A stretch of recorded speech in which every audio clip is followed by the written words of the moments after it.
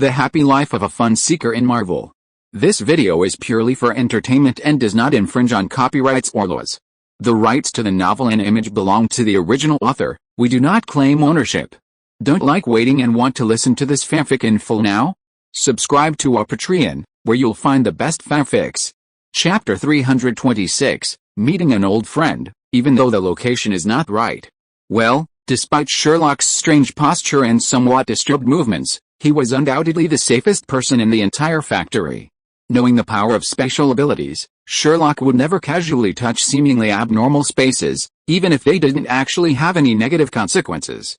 After a full half hour, Sherlock finally made his way into the factory, moving with the reckless abandon of someone suffering a stroke. Sherlock had initially thought that once inside, his actions would be over, and at most, he'd just have to yell to locate Jane. However, to Sherlock's surprise, he didn't see Jane. However, despite the absence of Jane, Sherlock did spot a familiar figure, Jane's best friend, Daisy Louise. Daisy was leading two young men, not much older than Sherlock, having a great time in the factory's open space. They had discovered an interesting part of the factory. In the middle of the factory, there was a spot, like Sherlock's teleporter, that allowed an object to remain in free fall. Daisy was discussing the cause of this situation with two young men while watching an empty bottle falling continuously in the center. Sherlock's mouth twitched at the sight of the three men's behavior. Although they appeared to be discussing academic matters peacefully on the edge of the factory, in Sherlock's eyes, they were actually just as cheerfully chatting on the edge of an abyss. Before Sherlock could figure out how to explain the situation to these fearless men and tell them not to act rashly, one of the three, who seemed to have a special relationship with Daisy, stepped forward and caught the falling bottle. Sherlock's eyelids twitched at the man's gesture. It seemed as if his action had inspired another man, who, eager to experience the feeling of endless free fall, tossed his object. Unfortunately, this time, the free fall didn't occur. The object the young man had thrown landed in an unknown space. The three waited for a long time, but saw nothing fall. The next moment, as if realizing something, they began to denounce the young man who had thrown the object. The object he had just thrown was the car keys they had driven to the destination. While it seemed to them that the keys had simply vanished into the unknown space, Sherlock saw them instantly shattered by the special force upon entering the fissure. Not even a fragment remained, reduced to dust. This dust didn't vanish, but rather drifted down like the empty bottle. However, due to the ambient lighting, ordinary people wouldn't notice the falling dust. So, to the three, the key seemed to have vanished into thin air. Watching these three fools' actions, Sherlock finally decided to approach and give them a warning.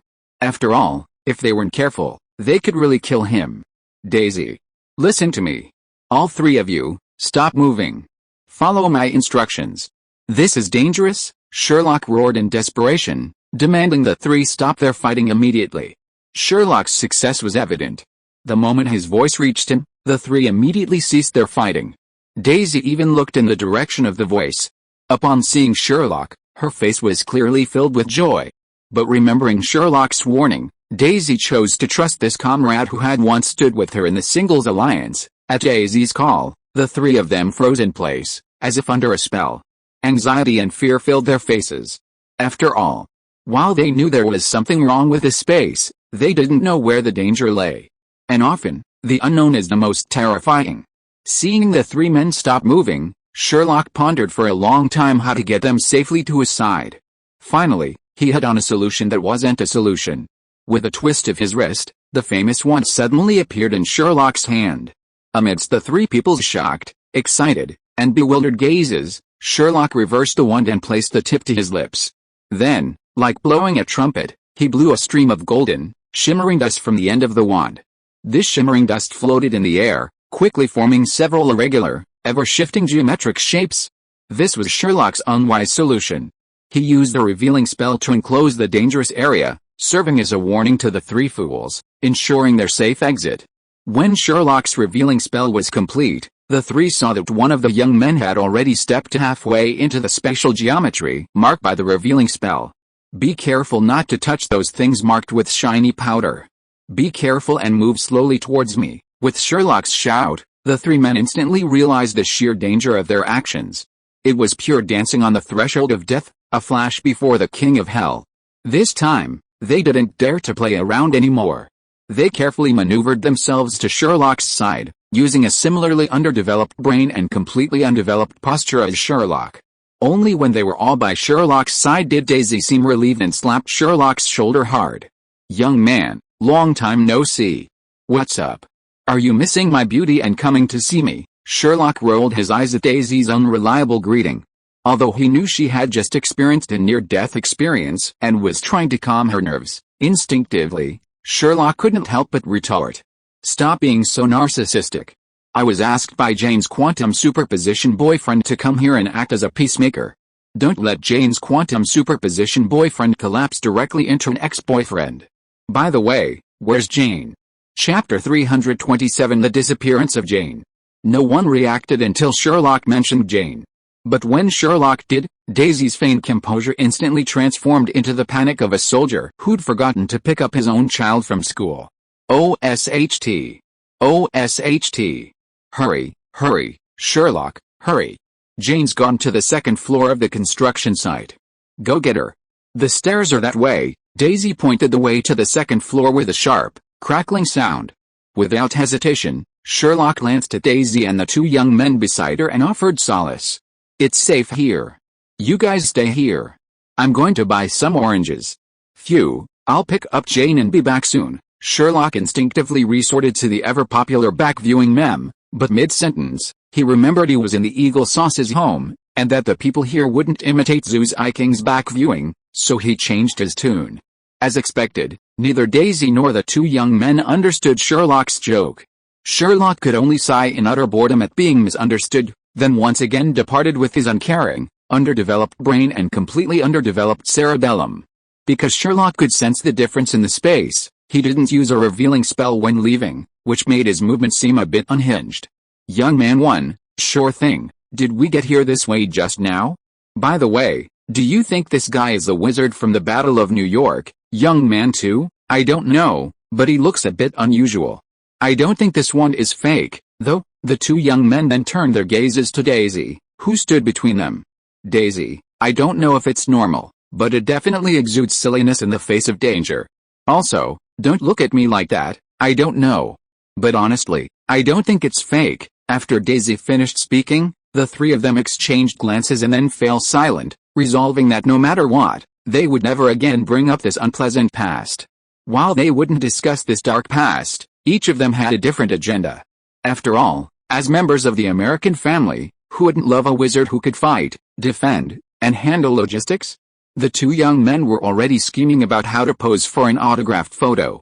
Sherlock was oblivious to Daisy's drama, for he had no energy left to think about anything else.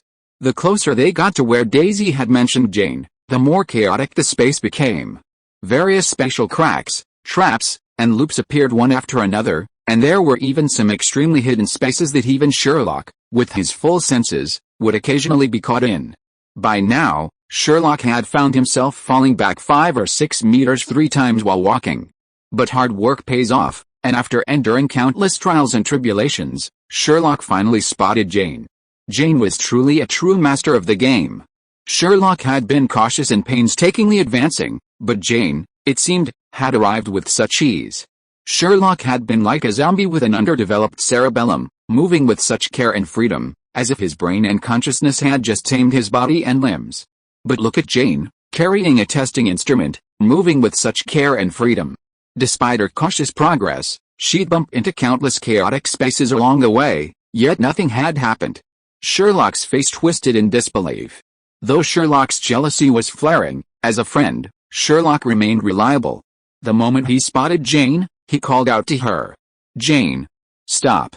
Stand still!" As Sherlock roared, Jane naturally spotted Sherlock, now crawling darkly on the ground, his face contorted from the strain on his body's flexibility. Although familiar with Sherlock, Jane, frankly, wasn't sure the bizarre creature before her was actually Sherlock himself. Caught off guard, Jane instinctively took a step back, but that very step had irreversible consequences. As Jane's foot landed on the ground, a massive suction surged from behind her, like pain's universal attraction. Jane didn't even have time to resist before she was sucked into a dimensional rift and vanished. "Jane, Sherlock only had time to call out Jane's name before she vanished before his very eyes. Strangely enough, the moment Jane vanished, the chaotic space within the factory instantly returned to normal. If Sherlock hadn't said anything, no one would have been able to detect what had just transpired. Sensing the situation was dire, Sherlock's expression dropped. Regardless of the danger, he hurriedly scrambled to his feet and rushed to the spot where Jane had disappeared. Finding nothing, Sherlock gritted his teeth and turned to run towards Daisy and the others. Sherlock's first instinct was to find someone. The situation was clearly beyond his control. Who knew where Odin's father had hidden the damned reality stone? So, Sherlock's first thought was to run to the clearing and call Heimdall. Seeing Sherlock hurried back, Daisy and the other two were surprised. They glanced at their detectors, and when they found everything was normal, a look of understanding appeared on their faces. Out of blind trust in the wizard, they assumed Sherlock had sorted out the chaotic space. "Sherlock, you?" Daisy began, but Sherlock interrupted. "It wasn't me. Jane was sucked away by the spatial turbulence. I can't find her. Now that the space is stable, come with me. Go tell Coulson, I'm going to find someone to rescue Jane," Sherlock yelled as he ran. By the time Sherlock's voice fell, he had already passed the three of them like a gust of wind. The three stood in the turbulence caused by Sherlock for a long time before realizing what Sherlock had just yelled about. What? Jane disappeared. Three terrified shouts rang out simultaneously. After looking at each other, the three imitated Sherlock's movements, throwing their arms around and running out. Chapter 328. I hope all lovers in the world will eventually become siblings. The four of them sprinted the entire way. Sherlock's entrance had taken considerable effort, and his gait was somewhat unrecognizable as a human's. But once the space in the area had returned to normal, it didn't take them long to escape. Sherlock led the way, reaching the open space outside. He ignored the thoughts of the men in black suits still lingering there. He looked up at the empty sky and began shouting at the top of his lungs. "Heimdall! Tell Thor to come quickly. Jane's missing." Before Sherlock could finish his words, a surprised female voice echoed from behind him. "Jane!" Sherlock looked in the direction of the voice. Jane, who had been sucked into the dimensional rift, had now appeared unconscious in the center of the area. Daisy and the two young men had followed Sherlock out, and when Sherlock roared into the sky, the three of them had just burst out of the factory building. But before they could even run a few steps, Jane suddenly appeared in the middle of the clearing. It was as if there were no transitions during editing. In the previous frame, there was an empty clearing, and in the next second, Jane appeared peacefully in the middle of the clearing. As Jane's best friend, Daisy, when she saw Jane lying so peacefully in the clearing, all kinds of negative thoughts immediately rushed into her head. She turned around and rushed towards Jane lying on the ground without hesitation. The two young men who had been following Daisy followed closely behind, and the three of them hurriedly helped Jane up from the ground. After turning around and seeing Jane's figure, Sherlock didn't hesitate too much and turned around and ran towards her. However, after only running a short distance, Sherlock immediately stopped. The reason was simple. As Sherlock approached, a black and red mist began to uncontrollably appear around Jane.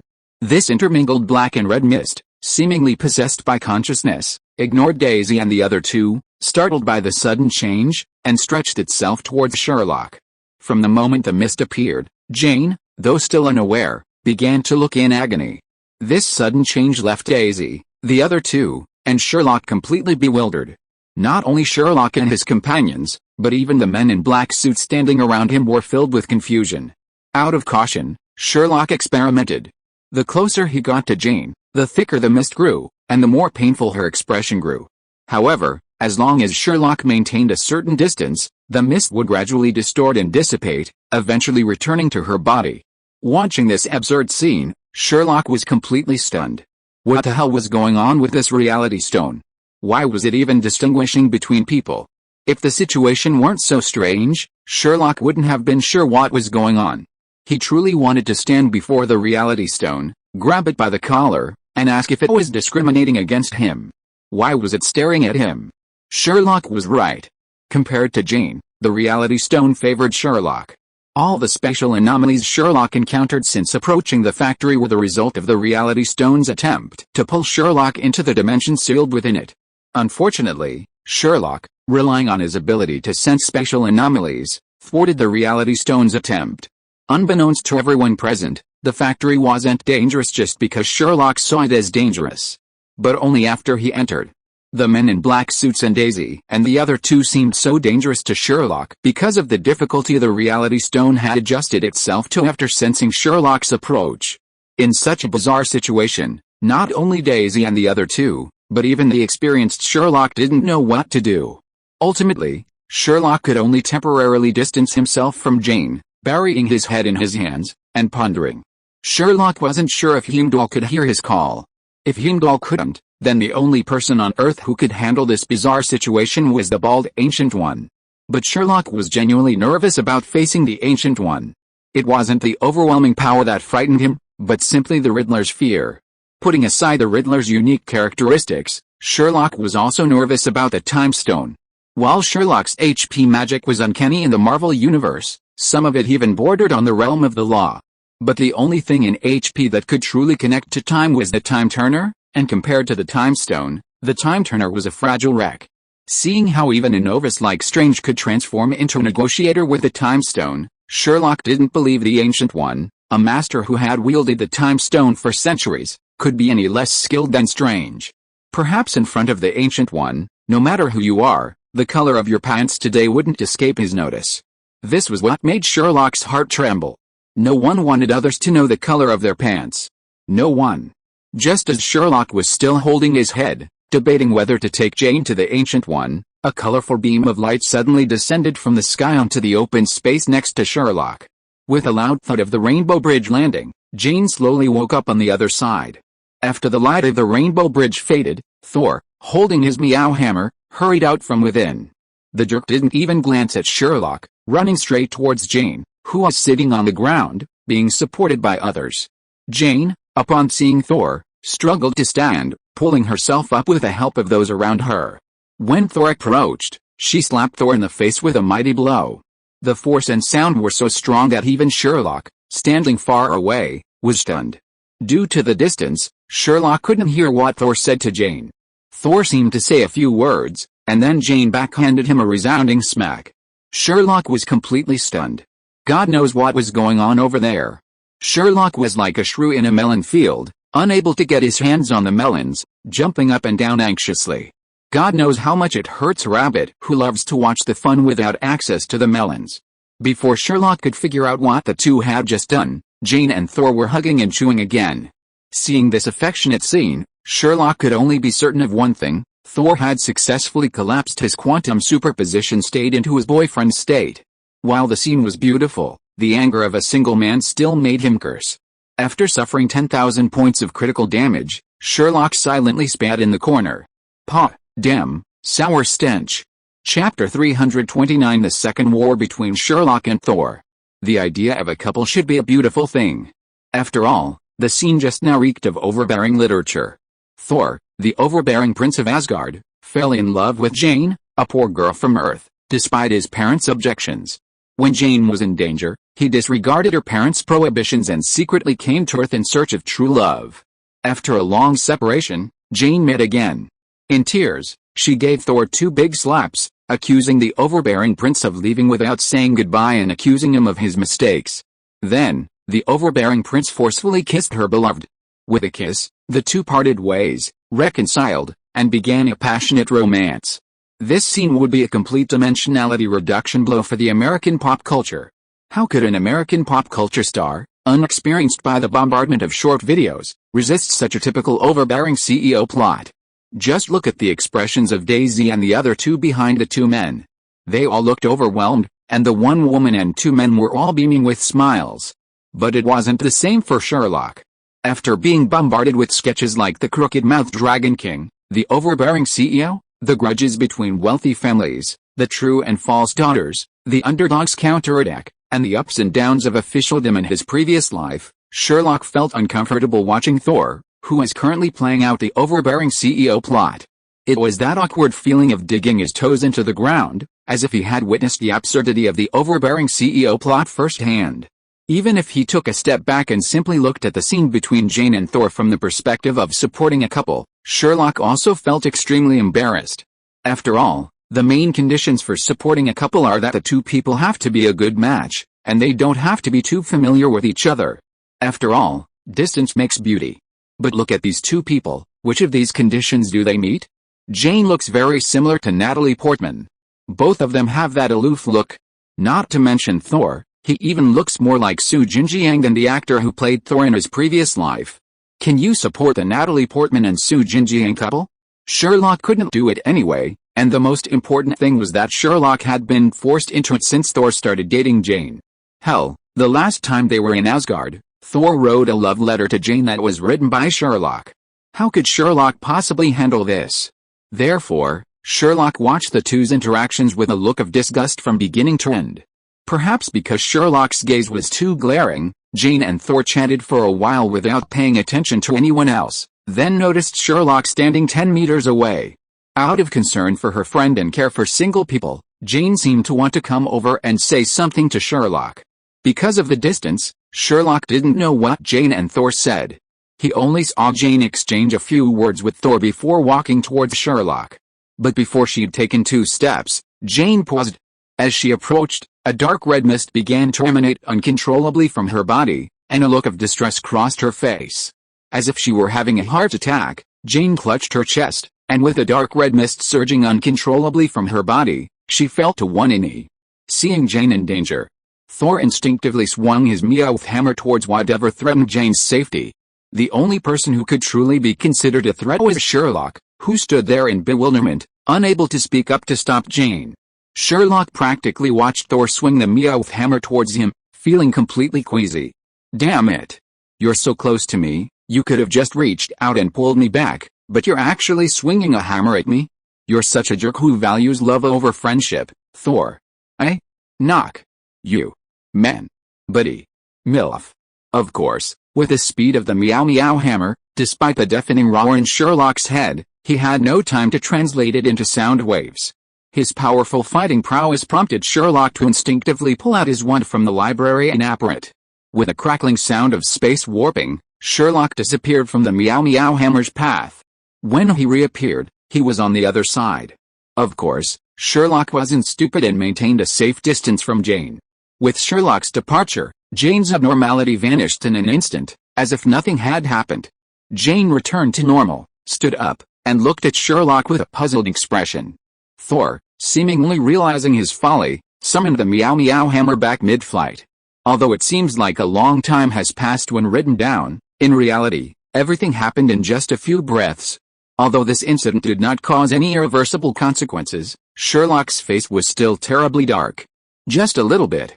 Just a little bit. Sherlock was about to experience what it felt like to catch the Meowth hammer with his face. The last time someone caught a Meowth hammer with their face was Thor, who had just swung the hammer, but that Meowth hammer was just a fake after all. It was still kept in Sherlock's library. Now Thor actually wanted to use the real Meowth hammer to replicate what Sherlock did to him back in New Mexico? This was too much to bear, not even his uncle or his aunt could tolerate it. Sherlock tried hard to pull up the corners of his mouth, showing Jane a twisted smile, trying to make his tone a little more kind. Jane, could you please stay 10 meters away from your beloved boyfriend, a safe distance? I have something I need to discuss with our dear Thor, the Prince of Asgard. Sherlock's tone was gentle, but it sounded incredibly kind to Jane. Coupled with the murderous look Sherlock cast at Thor as he spoke, Jane simply couldn't refuse. Rubbing the goosebumps from Sherlock's tone, Jane, under Thor's pleading gaze, effortlessly pulled Daisy and the other two a long way away, not 10 meters, but 30. Seeing Jane maintain a safe distance, Sherlock's smile widened, his wand twirling gracefully in his hand. Thor, Sherlock maintained his gentle tone, drawing Thor's attention away from Jane and toward himself. As Thor's gaze shifted toward her, Sherlock's expression quickly contorted. Oh. Knock. You're... Mom. You're dead. You're dead. Chapter 330 Spirited Young Man Thor. As it turned out, given enough space and a mage's impressive movement skills, a warrior would never be able to defeat a mage. Just kiting was enough to wear a warrior down. Although Sherlock had been pinned to the ground repeatedly by Thor at the gates of Asgard's Rainbow Bridge, this time, when Sherlock unsheathed his wand, Thor was dealt a truly horrible blow. By the time Sherlock finally vented his anger and sheathed his wand, Thor was no longer human. A humanoid would be more appropriate. Sherlock had tried every curse on Thor except the torture curse, primarily the prank curses. Thor was now suspended upside down in midair, his long, fat tongue drooping from his mouth, dragging over his pointed front teeth, nose, and forehead to the ground. His legs were locked together by Sherlock's magic, pointed straight toward the sky, as if he were dancing the little swan. The only difference was that his shoes were a bit off. Instead of ballet slippers, they were yellow Chelsea boots. His arms, capable of galloping, were fixed into bizarre shapes by Sherlock's magic. For some unknown reason, Sherlock even forced Thor to make the number 6 with one hand and 7 with the other. Of course, Thor's clothing wasn't immune to Sherlock's manipulation either. His once imposing armor cape had begun to take on strange shapes. 6 breastplate-like structures adorned Thor's upper body. The round breastplates had now transformed into Hello Kitty shapes. Even the prismatic armor on his arms had taken on the shape of cats. With Sherlock's transfiguration, they now shimmered with an eerie pink metallic sheen. Under Sherlock's magic, the formerly vibrant crimson cape began to shimmer in vibrant shades of red, orange, yellow, green, blue, and purple, emphasizing the urban-rural hybrid look of a modified car. Even Thor's once handsome long hair had been transformed into a Chun-Li-esque bun by Sherlock's magic. Under Sherlock's manipulation, the look evoked a blend of Chinese and Western influences, a whimsical and absurd blend. Oh, and Sherlock wasn't immune to Meow Meow Hammer either.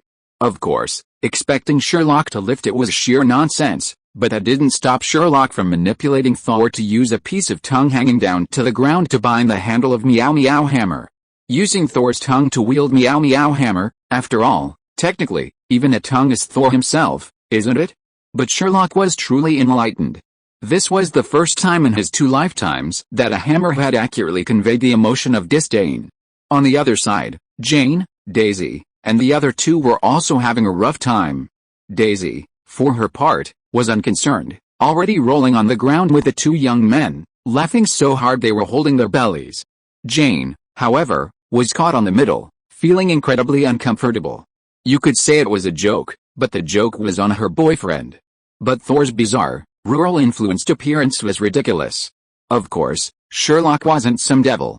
After teasing Thor for a while, he dropped him from midair.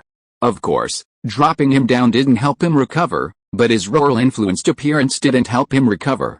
Thor, despite his bewilderment, still didn't recognize the wand in Sherlock's hand. He stared at him intently with his small eyes. Thor still couldn't understand why Sherlock had become so powerful after not being there for a few days. Even though he'd been able to pin him to the ground repeatedly the previous time. Although he hadn't retaliated strongly just now, he couldn't deny that Sherlock had been able to hold him down and beat him. But to be honest, Thor thought his current outfit, aside from his big tongue and buck teeth, was quite handsome, a bit like I'm the most dazzling. Since they couldn't get close to Jane, shouting wasn't going to cut it. Sherlock plucked 2 walkie-talkies from the black suits and tossed one to Jane. Jane consoled him, only for Sherlock to calm down. With a wave of her wand, Thor returned to normal. However, no one noticed the flicker of regret in Thor's eyes after he returned to normal. He actually liked the gold Chelsea boots, Meow Meow armor, and the multicolored shimmering cape Sherlock had conjured for him. Jane, like an old mother, consoled Thor and then explained the situation to Daisy. Only then did Thor finally understand why the red and black mist had appeared around Jane. Sensing something was amiss, Thor hugged Jane, called out to Sherlock, and then called out to Heimdall. Sherlock only heard Thor call out, and before he could comprehend what was happening on the other side, the Rainbow Bridge had already descended. Unlike the original novel, this time, Thor brought Daisy along. When Sherlock came to his senses, he was already standing at the entrance to the Rainbow Bridge. Seeing Daisy there, Thor immediately handed Jane to her, quickly walked over to Sherlock, and began to talk. It wasn't much of a big deal. Thor was primarily concerned about Jane's health. Compared to medical care on Earth, Asgard's medical care was undoubtedly far superior. Of course, Thor didn't know what the red and black mist was, but he was confident that Asgard's doctors would be able to treat Jane. The reason for bringing Sherlock and Daisy along was that Jane needed someone to care for her, and Daisy, as her best friend and a member of the same sex, was undoubtedly the best choice. Most importantly, Daisy could provide Jane with emotional support and motivation during her treatment.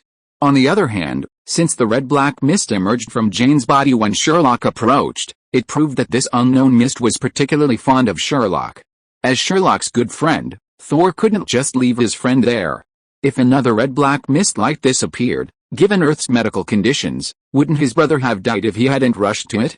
Well, while Thor's words were kind and his concern for his feelings was great, Sherlock knew that this red-black mist was the legendary Reality Stone, a gem unlike any other in the entire universe. Sherlock was curious about why the Reality Stone was so fond of him, and this was a good opportunity to gain a deeper understanding. However, there was one thing that Sherlock still couldn't understand. After all this time, and even after Sherlock had just beaten Thor up, hadn't Thor realized that he was his fellow wizard from the Battle of New York?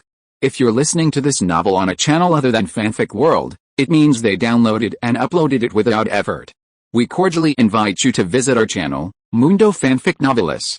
There you'll find the original version of this story and you can explore many other novels of various genres. We're waiting for you to immerse yourself in a world of incredible novels. Chapter 331, The Infinity Stones That Can Never Be Looked At Directly Again. After entering Asgard, Thor simply said hello and then, in a princess-like hug, ran all the way to the palace. Sherlock and Daisy could only huddle together, cursing and venting their anger at being single, while struggling to keep up with Thor's pace. Finally, Sherlock couldn't take it anymore. Damn Thor, this bastard whose brain is all about muscles. He and Daisy, two mortals, definitely couldn't outrun Thor's muscle-bound devil. Sherlock stopped, panting, and grabbed Daisy, who was about to collapse. Honestly, Sherlock had never felt that the distance from the Rainbow Bridge Gate to the Asgard Palace was so tiring before. Sherlock had walked it before, but he had never been so exhausted. But Thor was too fast. And not only was he fast, he was incredibly durable.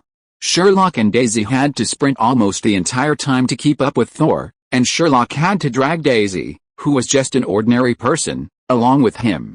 With that kind of pace, it was a miracle they could last. Without hesitation, Sherlock pulled out the flying broom he'd bought from his library.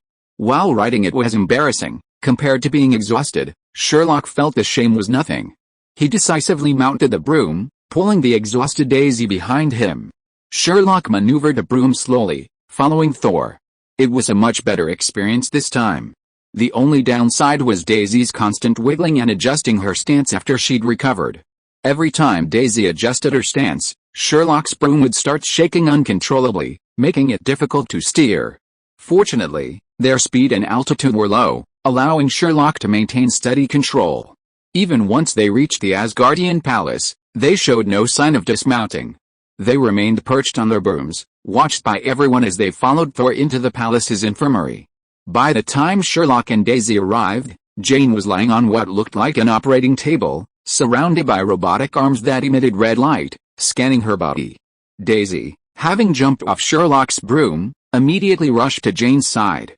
Because she was attracted by the Reality Stone, Sherlock remained a safe distance, sitting on a chair 10 meters away. After casually tossing his broom into his library, Sherlock lit a cigarette with a gloomy expression, seemingly puzzled. He had only come here as a lobbyist, yet had gotten into such a mess. Soon, Thor sat down next to Sherlock with a worried look on his face. Almost subconsciously, Sherlock handed Thor a cigarette. To Sherlock's surprise, Thor, who hadn't figured out how to do it, skillfully placed it between his lips, lit it, took a deep breath, and exhaled with a worried look on his face. Seeing Thor's expression, Sherlock raised his eyebrows and asked, "Not good? What did the doctor say?" The doctor isn't sure what it is, but two things are certain.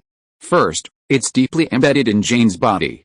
According to Asgardian medical standards, it's possible to remove it, but the cost might be too much for Jane to bear. In other words, Jane will likely die. Second, it seems to be corroding Jane's body. If it's not removed, Jane will die anyway, it's just a matter of time. Hearing Thor's words, Sherlock was completely stunned. Oh my god, this thing sounded so familiar. Sherlock held his head and pondered for a moment, then slapped his head and remembered what alcohol was so similar to. Isn't this a tumor? If it's not removed, she'll definitely die. If she does, there's a chance of recurrence and death. What the hell? So the Reality Stone is a giant tumor? Wait, if the Reality Stone is a giant tumor, then what are the other Infinity Stones? At that moment, having accepted the entire premise, Sherlock felt like he couldn't bear to look at the Infinity Gauntlet in Thanos' hand. That's not an Infinity Gauntlet, isn't that just pure blood? What kind of person could endure the ravages of 6 massive tumors? Even a titan as powerful as Thanos ultimately lost an arm, didn't he? Of course, Sherlock didn't share these fanciful scenarios with Thor. Thor saw Sherlock simply lower his head, his expression shifting for a moment before posing a bold hypothesis. What if I stand next to Jane and suck that thing out? As Sherlock finished speaking, Thor's previously worried face suddenly brightened with hope, but also with a deep sense of worry. On one hand, there was his good brother, on the other, there was his beloved. Thor didn't want them to get hurt, no matter what. But Sherlock couldn't resist. On the one hand, Sherlock truly considered Jane a friend, and on the other, he was genuinely curious about the Reality Stone. Why was he so attracted to it? He wasn't Scarlet Witch. Thor immediately went to explain the situation to the doctors. Doctors, whether on Asgard or Earth, were compassionate. They wouldn't give up if there was even a glimmer of hope for a patient. The doctors quickly arranged a special ward. It consisted of a large glass room. Jane would lie on an examination table in the center, the same one where the robotic arms had scanned her. However, this table was different from ordinary tables. A closable, sealed cover sat above it, completely sealing the reddish-black mist from Sherlock's body. The plan was simple. Jane would be placed in the glass room. Sherlock would approach her and, under the scanner's supervision, draw the reddish-black mist from her body. Then, the glass cover would close, preventing it from returning. If all went well, the entire process would take less than half an hour. Just when everything was ready, someone unexpected came into the medical room, Odin. Chapter 332 Ethical Drama and Odin's Conjecture. Odin seemed furious that Thor had brought Jane and Daisy to Asgard without permission. He had a sullen expression since entering the infirmary. However, Odin, surprisingly, showed no resentment towards Sherlock's arrival. Instead, his displeasure was directed at Jane and Daisy. Seeing Odin's expression, the doctors who had been planning to conduct the experiment naturally paused their work and waited for Odin's words. Fortunately, Jane had been able to enter the glass chamber and couldn't hear what Odin and Thor were saying. Even without hearing, it was clear that Thor and Odin had engaged in a violent argument. Sherlock stood there, watching this dramatic drama of father and son. Odin's dislike for Jane wasn't due to any particular reason, such as her background or past, but rather a more practical issue. Jane's lifespan was far too short compared to the Aesir, who could live for over 1,000 years. As Odin's son and future king of Asgard, Thor couldn't accept Jane's mere 100 years of companionship. Even with Asgardian medical care, humans' genetic limitations limited their lifespan to less than 200 years. Odin knew the torment of watching a loved one age and die while he remained youthful, and he didn't want his son to experience the same. However, due to communication issues between father and son, and Thor's love-struck mindset, he didn't have time to consider Odin's intentions. To Thor, Odin was like the evil father-in-law from one of those earthly family dramas. The two of them argued fiercely in front of everyone, culminating in Odin's anger, ordering the guards to remove Jane and expel her from the land. Seeing Thor already hefting his hammer, Sherlock, disinclined to witness this uneventful drama of a wealthy family feud, quietly approached her while the glass door to Jane's room remained closed. As Sherlock approached, Jane began to convulse once more, and the instruments outside the room began to blare frantically. This sudden change startled everyone in the room. Odin remained calm, but his gaze remained fixed on Jane, who was shrouded in the ever-expanding black and red mist. Seeing that the situation was almost over, Sherlock quietly stepped back a few steps. In an instant, everything returned to calm, but Sherlock's subtle movements had not escaped Odin's attention. However, Odin's gaze on Sherlock was filled with incomparable confusion. As the God King, Odin had personally participated in the war alongside his father and naturally knew what the black and red mist was. However, what Odin himself couldn't understand was that the ether particles created by the Dark Elves could be so close to Sherlock, a native of Earth. It was truly incredible. Having noticed something unusual, Odin naturally put aside his thoughts of expelling Jane.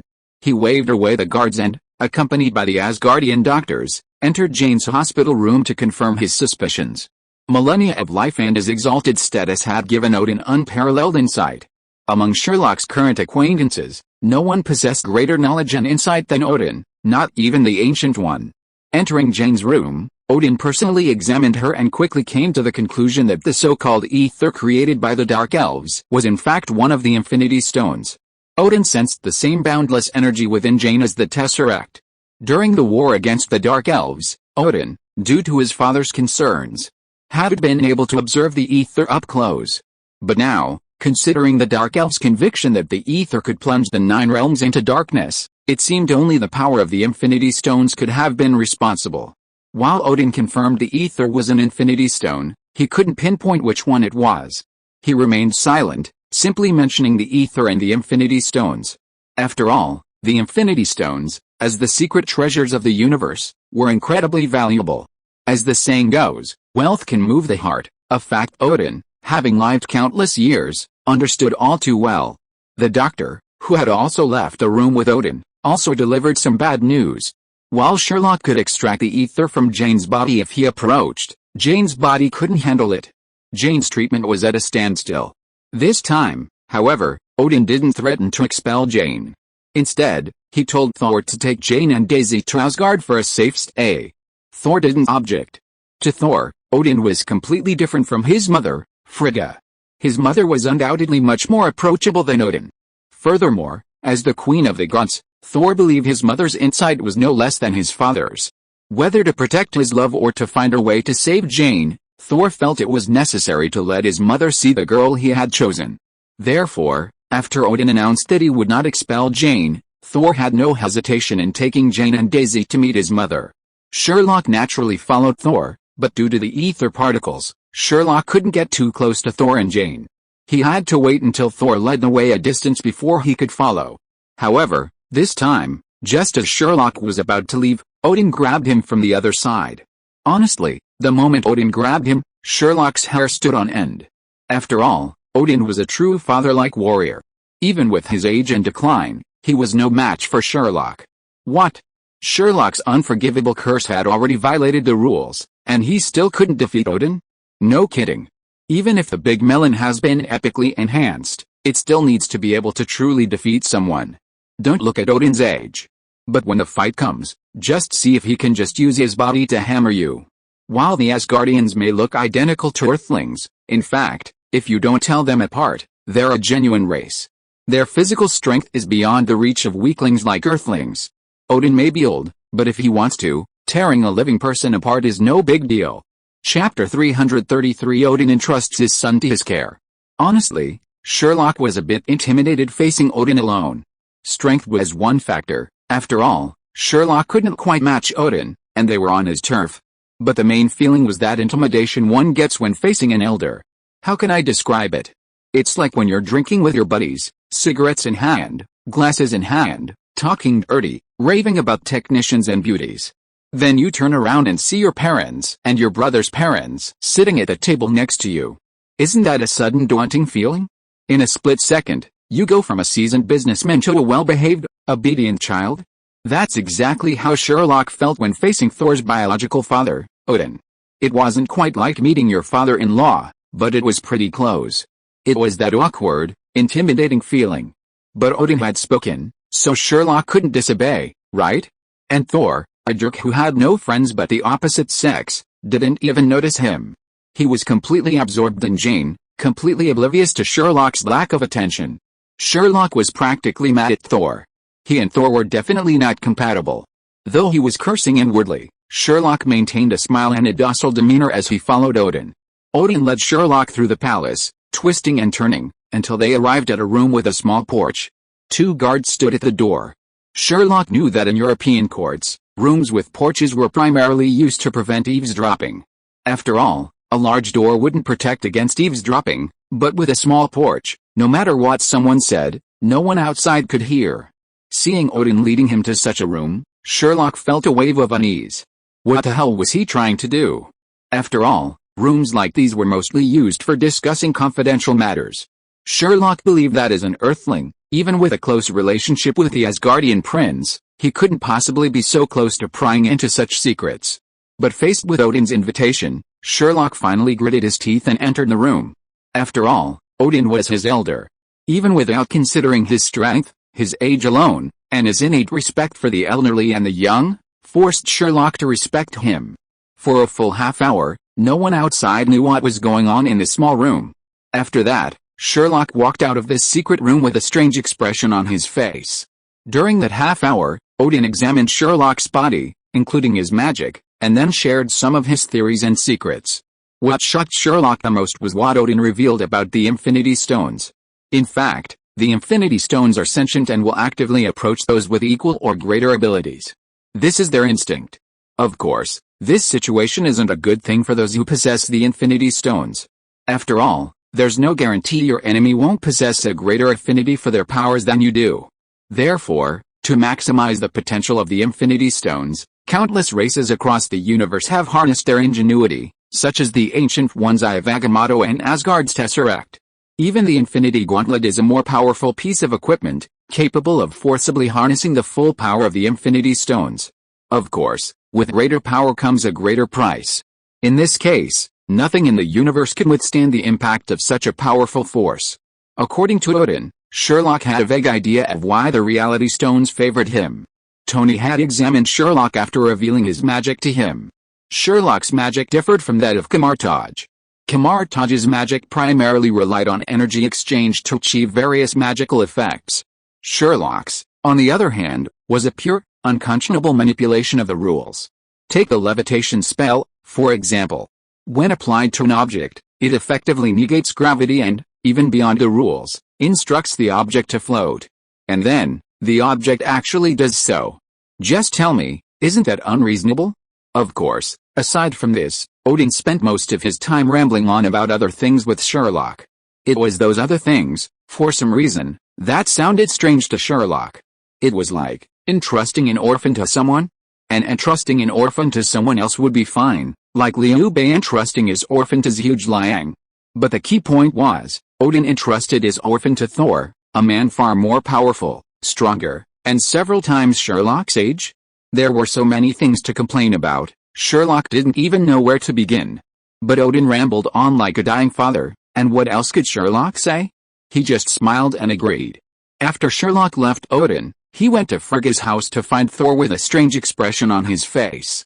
As he walked, he wondered if he should reveal something to change the plot, since Sherlock had a pretty good impression of Thor's mother. As he walked, Sherlock realized something serious: he was lost. Honestly, this was the first time Sherlock had ever been lost in someone else's house. It felt like a scene from a domineering novel. Looking at it from another angle, Thor, aside from being a bit silly, really fits all the criteria for a domineering novel. Luckily, Sherlock's arms business was booming when he was in Asgard last time, and most of the guards and soldiers in the palace knew Sherlock, the ruthless arms dealer. They didn't arrest the sneaky Sherlock as an intruder, and instead enthusiastically showed him the way. Of course, since they were already talking, Sherlock couldn't help but use his social connections to sell another wave of arms. However, this time, it wasn't just guns and bullets. Sherlock was going all in on the heavy firepower of individual soldiers. It was also a good thing that Sherlock had fully restocked his stock after his last trip, otherwise this time, the business might not have been so easy. Of course, Sherlock hadn't expected that because of his arms trade, the Dark Elves, who had easily invaded Asgard in the plot, would actually be beaten to pulp in real life. Chapter 334, The Gentle Goddess Frigga. Of course, beating up the Dark Elves later was a story for another time. Sherlock continued his business as he walked. It only took him half an hour to reach Odin's room, but it took him 3 full hours to get from there to Frigga's. By the time he finally reached Frigga's door, he had already used up most of the weapons he had stored in the library. He straightened his messy clothes and soothed his smoldering throat with a bottle of water. Just as Sherlock was about to knock on the door, it suddenly swung open. Thor's bearded face suddenly appeared before Sherlock.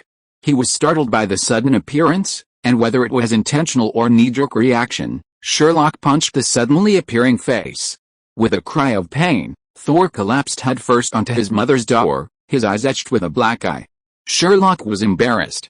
After all, giving someone else's son an electric shock in front of their mother was unacceptable. However, Frigga didn't seem to blame Sherlock. Instead, she gave Thor, who lay on the ground in a daze, a disdainful look. Then, she quickly moved to grab Sherlock, who was awkwardly standing in the doorway. "I've heard about you, Thor, for a long time. I didn't even get a chance to talk to you the last time you came." "Thank you for taking care of my silly son on Earth," Frigga said, kicking the fallen Thor with disdain. Sherlock felt an indescribable strangeness at that moment. Just as Thor's father had entrusted his son to her care, Thor's mother had treated him with such courtesy. And most importantly, he had even given Thor a jolt of shock right in front of him. It was strange, the warmth mixed with a touch of inexplicable awkwardness amidst the warmth. Seeing Frigga looking at him expectantly, Sherlock remembered he should say something and quickly apologized. "My apologies, respected Queen of Gods. That was a knee-jerk reaction. I really didn't mean to beat your son in front of you." After all, Sherlock had been the one who started it. He nearly burned his CPU to death, unable to figure out how to respond to Frigga, ultimately only managing to utter a cryptic reply. Sherlock felt like he was about to burst into tears. If this had been someone of the same generation, younger than him, or a colleague or friend, Sherlock could have handled it in countless ways, from lashing out to apologizing. Sherlock certainly wouldn't have hesitated. But having been an only child twice in his life, Sherlock wasn't good at dealing with elders, especially someone like Frigga, a friend. "What? You mean Tony? Come on, Tony might be Sherlock's elder, but do you think he even acted like one? What kind of elder would bring a younger person to a party they organized? Even a carbon-based creature could think of that." As if sensing Sherlock's awkwardness and nervousness, Frigga gently rubbed Sherlock's head, her tone still gentle. "It's okay, Thor, that naughty kid should be disciplined. Also, don't be so formal. Just call me Auntie. I'm old enough to be your grandmother on Earth. There's no need to be so nervous around me." Frigga said this with a playful air, and when she mentioned Thor, she made a blatant expression of disdain, leaving Sherlock stunned. He looked from Frigga, who was holding his arm with a kind expression, to Thor, who had just stood up, covering his eyes, and then to Jane and Daisy, who were hiding in the corner of the room, giggling with their hands covering their mouths. Sherlock felt his CPU burn out.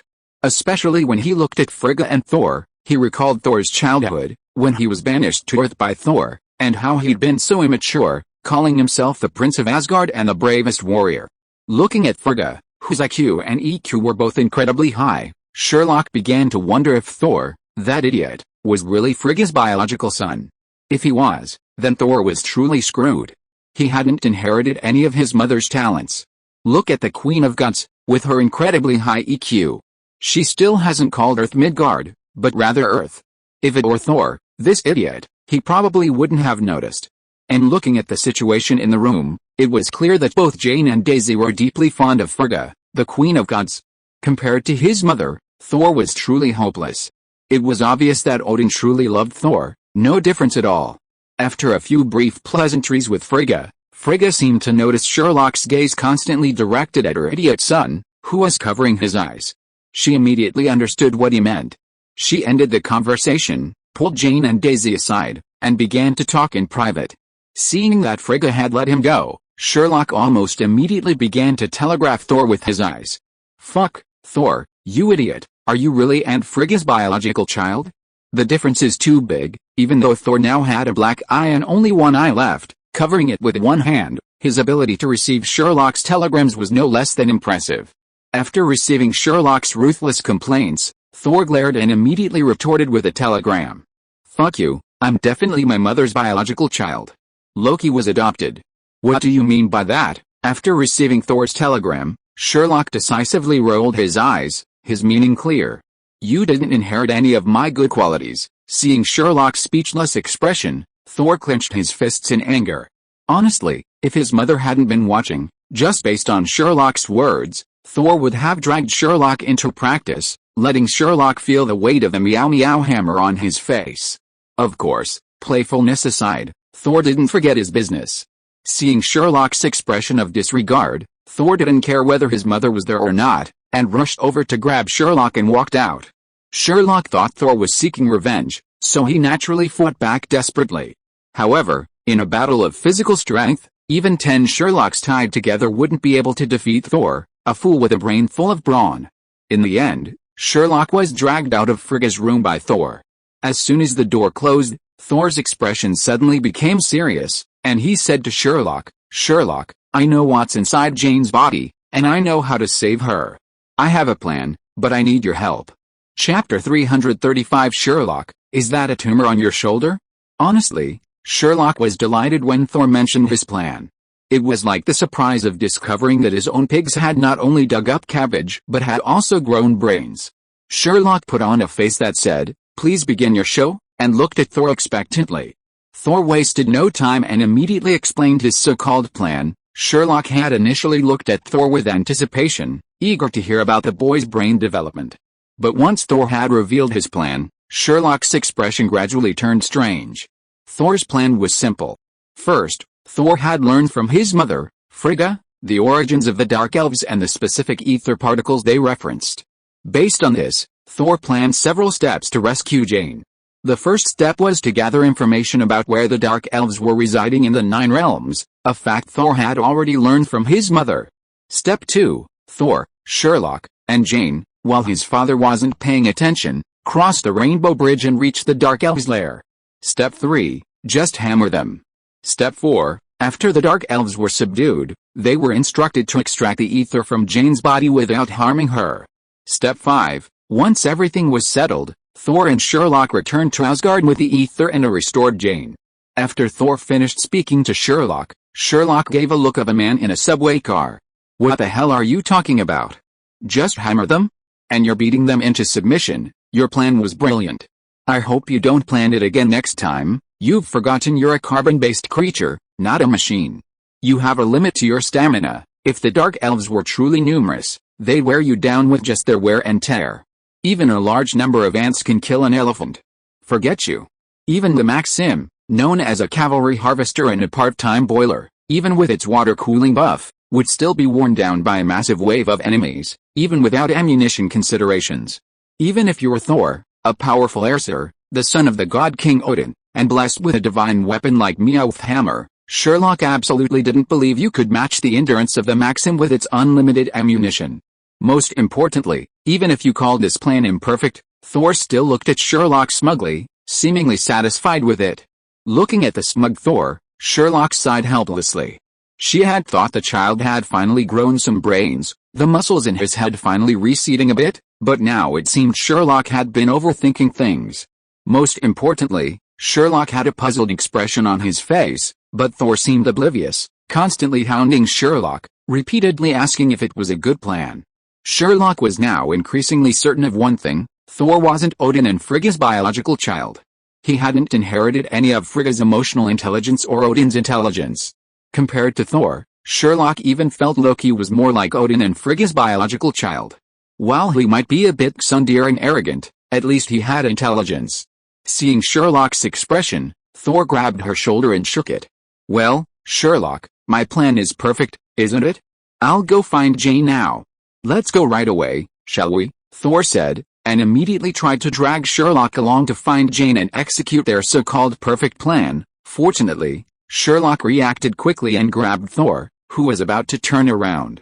When Thor turned to look at Sherlock, bewildered, Sherlock's expression was undisguised.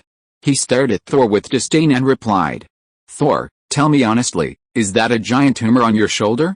You even call that a plan? Can you use a little bit of your wits? Okay, even if your plan works, have you considered the number of people you're fighting? How many can you defeat? How long can you hold out if they surround you?" Sherlock pointed at Thor's face and barked furiously. After a while, Thor lowered his head with a look of shame, like a dog that had been scolded. Finally, Sherlock couldn't stand it anymore and took the initiative to tell Thor about the possible future events. Thor clearly didn't believe Sherlock's story. "What? The Dark Elves would invade Asgard? What? My mother would die at the hands of that Dark Elves leader, that guy called Spicy Chicken? Impossible, absolutely impossible. How could Asgard, the Lord of the Nine Realms, be invaded by a race that my grandfather crushed in his time? Are you kidding me? Impossible, absolutely impossible. And you say you can predict the future? Don't be ridiculous." Looking at all the magicians in the 9th class, from his own mother to those who had just learned magic, Thor had never heard a single one claim to be able to predict the future. Seeing the look of disbelief on Thor's face, Sherlock couldn't stand it any longer. He took out his wand and waved it repeatedly in front of Thor's eyes. Thor couldn't stand it anymore and slapped Sherlock's hand away, waving it in front of his eyes. He then asked, "Why are you waving a little stick in front of me?" Sherlock finally couldn't stand it anymore and cast a silencing charm on Thor. Seeing Thor's face full of fear as he kept rubbing his mouth, which opened and closed but couldn't make a sound, Sherlock nodded in satisfaction. Then, right in front of Thor, he transformed into the same form he had been in during the Battle of New York. Sherlock then watched, almost helplessly, as Thor, the muscular burly man, vividly displayed a series of expressions of astonishment, dumbfoundedness, astonishment, shock, and apathy. Note that these idioms don't describe a state of being, but rather a process. Indeed, by the end, Thor's CPU was practically burning out, yet he couldn't figure out how his good brother had suddenly become his comrade. Thor said, "I don't understand, but I'm deeply shocked." Even so, Thor refused to believe a single word of Sherlock's so-called prophecy. Watching Thor's impassive nature, Sherlock, for the first time in his 2 lifetimes, experienced the challenges of raising a child, and at the same time, understood Odin's own challenges. Now, Sherlock had only one thought: these naughty kids are damn hard to raise. Chapter 336 Sherlock's Prophecy. Seeing Thor's disbelief, Sherlock finally had no choice but to drag Thor into Frigga's room. Frigga watched helplessly as Thor carried out a handsome young man, only to be brought back by a figure shrouded in black energy. Frigga was completely bewildered. The black figure's clothing, in particular, felt strangely familiar to Frigga, as if she had seen it somewhere before, but she couldn't put her finger on it. Seeing Frigga's increasingly puzzled expression, Sherlock suddenly realized the material of his super protective clothing and immediately put it away. What the hell was this like showing off a lost phone to its owner? After giving Frigga an awkward smile, Sherlock quickly told her his prophecy. To back up his prediction, Sherlock even produced several grimoires from his own magical system. It's no surprise that Frigga, as the Queen of Gods, was a powerful sorceress herself, and naturally, she was intrigued by Sherlock's unique magical system. Furthermore, the magic book Sherlock produced was well-founded, so Frigga naturally wouldn't let it go. Unfortunately, though Frigga was certain of Sherlock's claims, she couldn't learn Sherlock's magic system, and could only borrow from it. After all, Sherlock's magic required talent. If you were capable, you could use it anyway, and at best, you'd end up with an obscure. But if you were a muggle and couldn't use it, you'd never experience Sherlock's magic again. Most magic in Marvel Comics is accessible to ordinary people, and even magical power is a borrowed resource, even for Frigga, the Queen of Gods. This meant that Frigga couldn't learn Sherlock's magic. In other words, if you weren't born with the ability to use magic, you'd never be able to even begin to master Sherlock's powerful, elementary-level magic. For these muggles, the magic of camouflage was their goal. Despite being unable to learn, Frigga still recognized the power of Sherlock's magic and placed even greater faith in his prophecies. Sherlock could only remark that his ability to predict the future was a perfect excuse. He thanked Rowling for incorporating that all-purpose, predictive power into the HP power system when writing the story. After confirming the power of Sherlock's prophecies, Frigga began to take Sherlock's predictions about the future more seriously. Compared to the naive Thor, Frigga was undoubtedly a brilliant decision-maker, even wiser than Odin in some respects. After discussing this with Sherlock, Frigga quickly formed a bold plan. Of course, Frigga was no fool and had a plan in mind. After all, according to Sherlock's prophecy, the Dark Elves would soon send a so-called prisoner to Asgard. And this prisoner was the beginning of all the trouble. According to Frigga and Sherlock's discussion, if the Dark Elves actually sent a prisoner soon, that would mark the beginning of their plan. Compared to Thor's plan, which was almost reckless and mindless, the one Frigga and Sherlock had come up with was undoubtedly a more worthy plan. Their plan was actually very simple, emphasizing the principle of letting things take their course. Did it that Nicki Minaj want to invade Asgard and steal the ether from Jane's body? Then, let him do it. Sherlock would hide in Frigga's room, ensuring her safety, while Nicki Minaj extracted the ether from Jane. Thor would then break in, knock Nicki Minaj away, and rescue Jane. The plan was simple enough, but compared to Thor's, Sherlock had the support of countless Asgardian soldiers and guards. Its chances of success were undoubtedly far greater than Thor's so-called hammer plan. As for the safety of the Asgardian guards and soldiers, don't be ridiculous. Think about it, Thor, even as a prince, is a total fighter. His first thought when he encounters a problem is to beat them down. How can those soldiers and guards underground be any better? Asgard's martial spirit isn't just for show. If a fight really breaks out, those guards and soldiers will probably laugh the most joyfully. After all, if they don't fight, They'll probably be guards or soldiers their whole lives, centurions at best. If a fight breaks out, what will those charging towards them be called, enemies? No. They'll be humanoid, self-propelled medals of honor. Not only is the idea of opening the family tree and burning incense first, worshipping ancestors before father appealing to rabbits, but the temptation is even greater for Asgard's soldiers and guards. Even Queen Frigga doesn't see anything wrong with it. After all, she's the Queen of Gods, known for her gentleness, the most worthy mother of all Asgard. However, the group ultimately kept their plan secret from Odin. After all, as the king of Asgard, Odin undoubtedly had more to consider, and he was also entering his twilight years. Compared to the Odin of years ago, he was undoubtedly more merciful and indecisive. After the two of them discussed it, everyone was satisfied, leaving only Thor, who was still speechless, pointing at his mouth with an anxious whimper. Seeing that Thor was about to suffer internal injuries from holding it in, Sherlock finally couldn't bear to let this big, golden-haired man, who was actually a husky, hold it in any longer.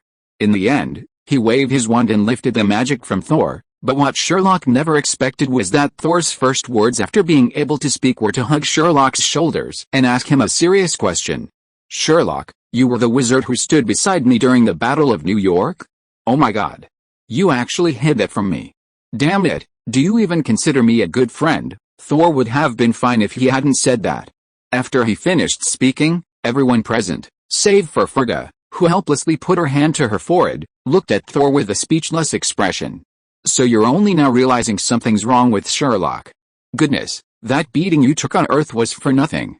Chapter 337, A Trio's Journey, Part 1. Frigga was speechless at her foolish son. After kicking Thor, she rolled her eyes in frustration and left the room. As the Queen of Asgard, Frigga knew all too well that one shouldn't put all their eggs in one basket. Although she believed Sherlock's so-called prophecy, that didn't mean she wouldn't make other preparations. After all, the more prepared you are, the more prepared you'll be when faced with an emergency. Isn't that an eternal truth? After Frigga left, the atmosphere in the room lightened. After all, while Jane's current situation was dangerous, it wasn't that serious. It wasn't something that would kill her tomorrow. Furthermore, Sherlock and his mother had already discussed the follow-up plan, so Thor's worries were temporarily put to rest. With his mind at ease, Thor dragged Jane out without hesitation. He had so much to share with her. The two of them left Frigga's room, their pink bubbles emanating from their eyes. Only Daisy and Sherlock were left standing there, staring at each other. Just as Daisy was mentally cursing Jane for being the same kind of jerk who had no humanity towards the opposite sex, practically digging a whole Asgardian palace out of the ground with her toes, Sherlock sighed helplessly and said to Daisy, "Come with me. I'll find someone to arrange accommodations for you." After all, this wasn't Sherlock's first time here, so arranging accommodations was pretty straightforward. After arranging accommodations for Daisy, Sherlock also found a room for himself. After a night's rest, Sherlock was surprised to find that everyone had inexplicably become idle. After all, no one knew when that damn dark elf would send their so-called general, but having some free time wasn't bad, and both Thor and Sherlock were quite pleased. Thor had so many places he wanted to take Jane to see, and so many friends he wanted to introduce her to. For 3 days straight, Thor and Jane could be seen everywhere in Asgard, flaunting their affection. By then, Thor wasn't content with simply showing off, he'd begun actively forcing it into others' mouths. A prime example was his constant presence at friends' gatherings, where he'd flaunted his affection.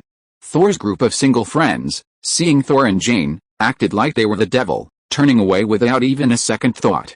Jane, though a little embarrassed, felt less repulsive when she realized these were Thor's childhood friends, and that this was where he'd grown up. After all, one's own dog deserves to be pampered, right? Thor, however, wasn't overly self-conscious. He even took Jane to the Asgardian prison cell and flaunted his wife to his brother, Loki. Loki was truly pitiful. While others might have been able to walk away, Loki, with his tiny prison cell, couldn't even hide. Thor finally succeeded in breaking Loki's defense, leading him to unleash a barrage of curses on both Thor and Jane. Seeing his brother's temper shattered, Thor burst into laughter. Jane, however, found the scene a bit strange. While Loki was yelling, his brother, through the glass, burst into laughter, finally managing to utter a single, heartfelt "You two brothers have such a wonderful bond." Of course, aside from Jane and Thor, The dog-bashing anti-dog lovers, Daisy's life had been quite pleasant these past few days. After all, this was technically Daisy's first trip outside the Earth, a serious interstellar journey at that. Everything about Asgard was enough to captivate her. From architecture to culture, history to geography, everything about Asgard was unlike anywhere else on Earth. This was especially true of history. As an outsider in Asgard, gaining knowledge was incredibly difficult, as Sherlock's experience in the palace library at last proved. But history's the only thing that's within reach.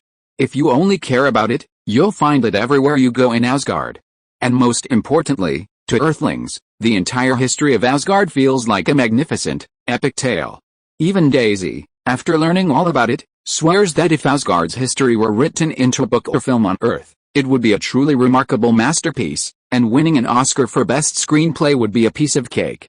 Of course, what intoxicates Daisy most is Asgard's jewels and environment.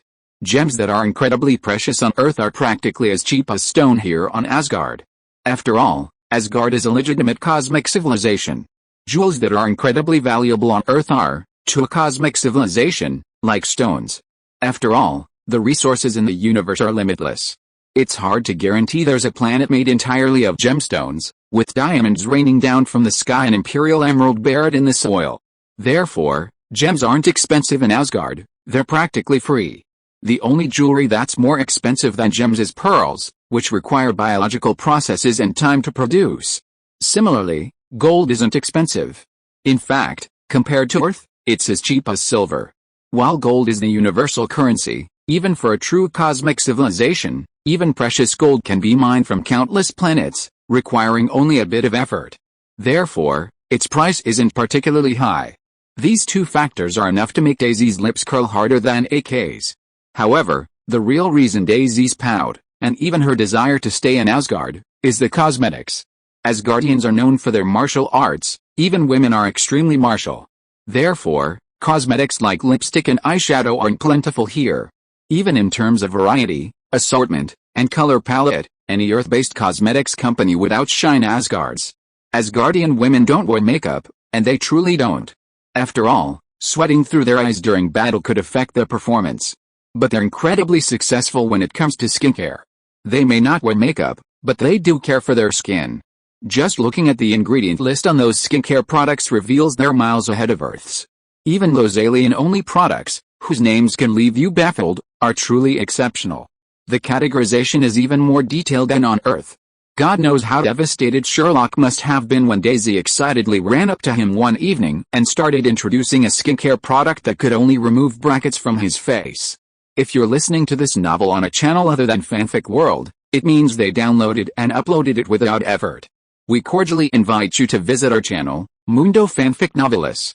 There you'll find the original version of this story and you can explore many other novels of various genres.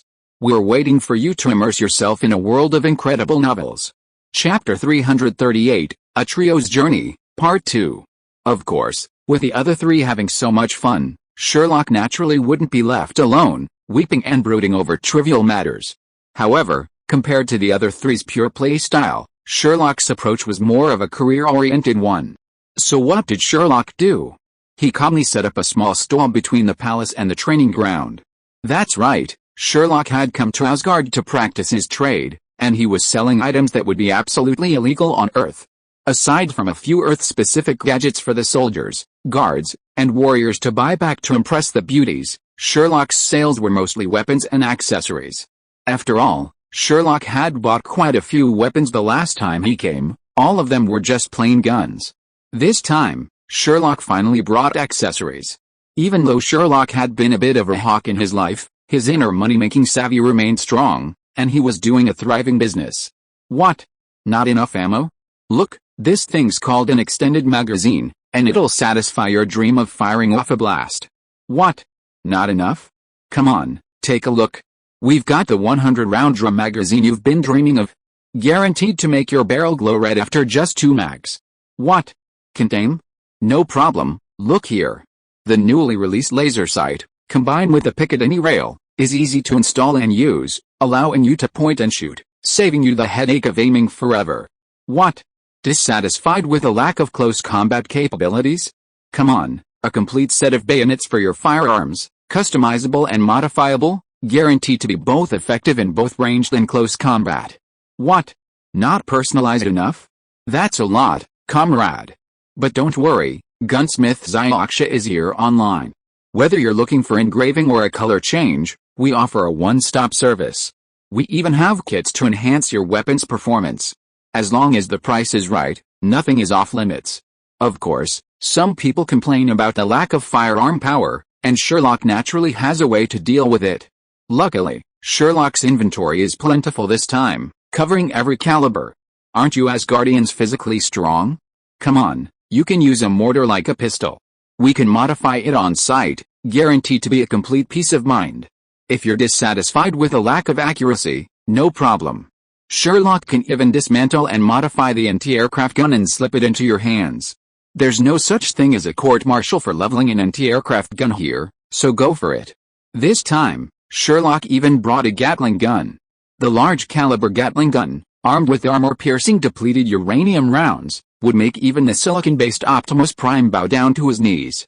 Of course, the price? Only those who understand will understand. While Asgardian warriors have always favored close combat, that's just a preference. When the time comes for a close encounter, even those who prefer close combat must prioritize killing their opponent. Therefore, Sherlock's stall is bustling with customers from morning till night. Of course, someone actually bought 2 Gatling guns used for support. Not only that, Sherlock also gave them a personalized service. At their request, 2 massive blades were added to the top and bottom of the Gatling guns, transforming them into full-fledged greatswords. As for the man who bought the Gatling guns, well, he's an old friend of ours. The cowardly warrior who stood out with 2 M16s at the end of Asgard's destruction in the original story. You know what? Perhaps it's because he was the first to buy weapons from Sherlock last time. Thanks to those firearms, he's become quite confident. The guy, riding high on Sherlock's coattails, naturally wouldn't miss the chance to advance further. This time, Sherlock's Gatling gun was snatched up by him, even at a loss. Of course, Sherlock wasn't lenient with his regular customers. After some conversation, he offered not only a personalized customization service but also a lightweight modification. Essentially, he added some magical patterns to the weapon, partly to reduce its overall weight. After all, it's a cannon, and combined with its 2 massive blades, it's a heavy sword for even the sturdiest Asgardians. Even in the spirit of doing good deeds, Sherlock added a traceless expansion spell to the ammunition box, increasing its capacity and a levitation spell to reduce its weight. You'll have to say, this guy, with his usual bald head, now looks a bit like a Gatling Buddha, the savior of suffering.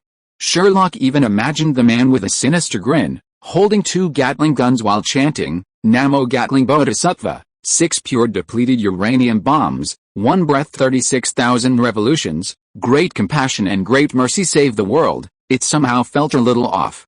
After a moment's reflection, Sherlock, out of a sense of humor, casually gifted the man with a cassock, telling him it had a blessing effect. Watching him happily change into the same red cassock worn by Tang Sanzang, Sherlock imagined it again. This time it felt right. He wondered if this was a little earth-shaking shock to Hila.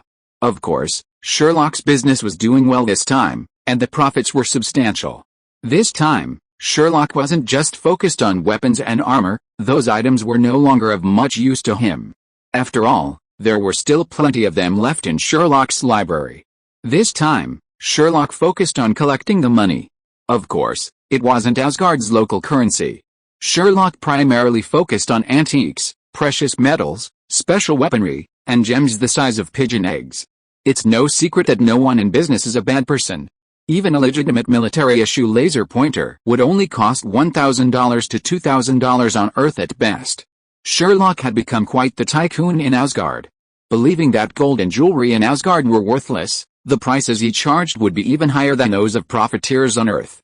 He'd buy gold by the ton, and wouldn't even consider gems smaller than a pigeon egg. Antiques were a bit of a stretch, but he only accepted those from Earth. After all, Asgardian warriors had been to Earth, so that wasn't difficult. The only difficulty was finding special weapons. After all, Sherlock wanted weapons or equipment like the Meow Hammer, and most of those artifacts were actually rare among the warriors and guards. Even if they did, no one would sell the primary weapon for a secondary weapon. Even so, Sherlock could be said to have made a fortune. After all, the price Sherlock asked for wouldn't be considered profiteering on Earth, it would be considered robbery. Chapter 339 Dark Elves. It turns out that fate has been kind to Sherlock. Just as Sherlock had practically emptied his library of its contents, adorning it with jewels and gold, spicy chicken shreds, who had seemingly read the rabbit's 36 stratagems but hadn't fully grasped them, sent the supposed general, who was supposed to be the one to cut off the enemy's fire, to Asgard via the Rainbow Bridge. Out of curiosity, Sherlock ran over to take a look. It wasn't a big deal. After seeing it, Sherlock truly wanted to ask, why are these creatures called elves? Haven't real elves ever resisted, besides their white fur and long ears, which resemble elves? What else makes them elves? It wasn't that Sherlock was being discriminatory, he simply couldn't understand why they were called elves. Was it because their complexion, like Sherlock's 7-day dead corpse spotting, was so intense? Or was it because their faces, as slender as the Himalayas, made cleanser clogging impossible to even apply? Or was it a blackened teeth that only come from 50 years of smoking, betel nut consumption, drinking coffee and tea like water, and never having their teeth cleaned? Sherlock was confused and utterly shocked, his expression the entire time as he watched the Dark Elf general being escorted in by 4 Asgardian warriors, a look of "Are you kidding me?" The surrender ceremony took place in the Asgardian palace, presided over by God King Odin and God Queen Frigga. Thor was present, but it was clear that despite being a prince of Asgard, he had no role to play in the ceremony. As Sherlock's good friend, Thor, standing nearby as the head of the security team, instantly spotted his good brother, Sherlock, standing not far away. Seeing Sherlock's barely concealed expression of confusion, Thor instantly understood what Sherlock was thinking. Quietly inching his way to Sherlock's side, Thor leaned in mysteriously, speaking in a voice only the two of them could hear. "Put aside your inexperienced air. I know what you're thinking. The people of Asgard call this thing a death spirit." It would have been fine if Thor hadn't explained, but after he did, Sherlock's eyes widened even further. He even pointed at the great general standing beneath the throne and asked in disbelief, "That's it? Death spirit?" Seeing Sherlock's obvious, "You're kidding me," Thor sighed helplessly and leaned in close to Sherlock's ear to explain. "It's a death spirit, not a death spirit. It's like the corpse of a dead spirit." This time, the shock, confusion, and "fuck, are you kidding me?" expression on Sherlock's face vanished. Well, let's just say there were only mixed names, not misplaced nicknames. The Dark Elves' appearance certainly resembled the legendary, handsome elves, who, after enduring inhuman torture, were thrown into the water and turned into giant corpses. It couldn't be more fitting. Sherlock lost interest in the ritual after watching for a while. After all, real Dark Elves weren't as impressive as those depicted in earthly films and TV series. The males all look this way, so what would the females look like? Sherlock couldn't even imagine it. Anyway, it felt like he'd said goodbye to the Dark Elves he saw in those videos, known for their fringe-like appearances. It was unbearable to look at. Of course, these were minor matters.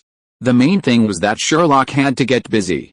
The arrival of this general, meant to cut off the enemy's supply, meant one thing. The Dark Elves' invasion of Asgard wasn't far off. Sherlock needed to make some preparations for the plan he'd made with Frigga.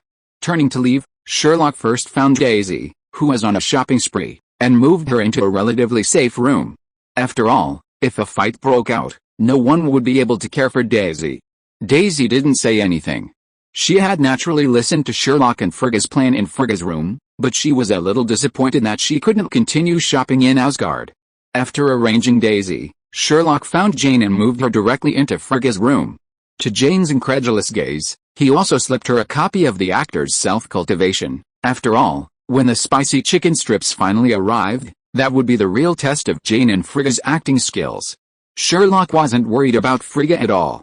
After all, her status and age were there. Compared to Jane, Frigga had seen more than Jane had eaten. Her acting skills were simply outperformed by her life experience. Furthermore, compared to Jane's role, Frigga's was undoubtedly much simpler. Therefore, Sherlock was still concerned about Jane's acting.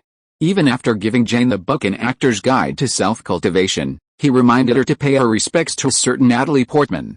According to Sherlock, this person was a god of acting, an Oscar-winning actress, and she was inextricably linked to him.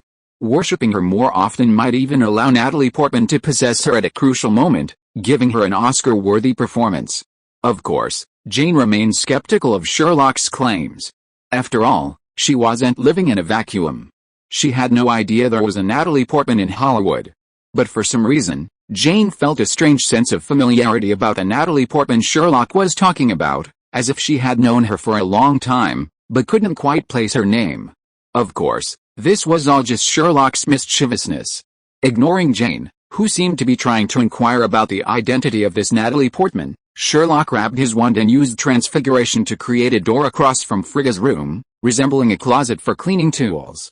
After completing the transformation, Sherlock fixed his transfiguration spell, opened the door again, and began to cast a traceless expansion spell within the small cabinet.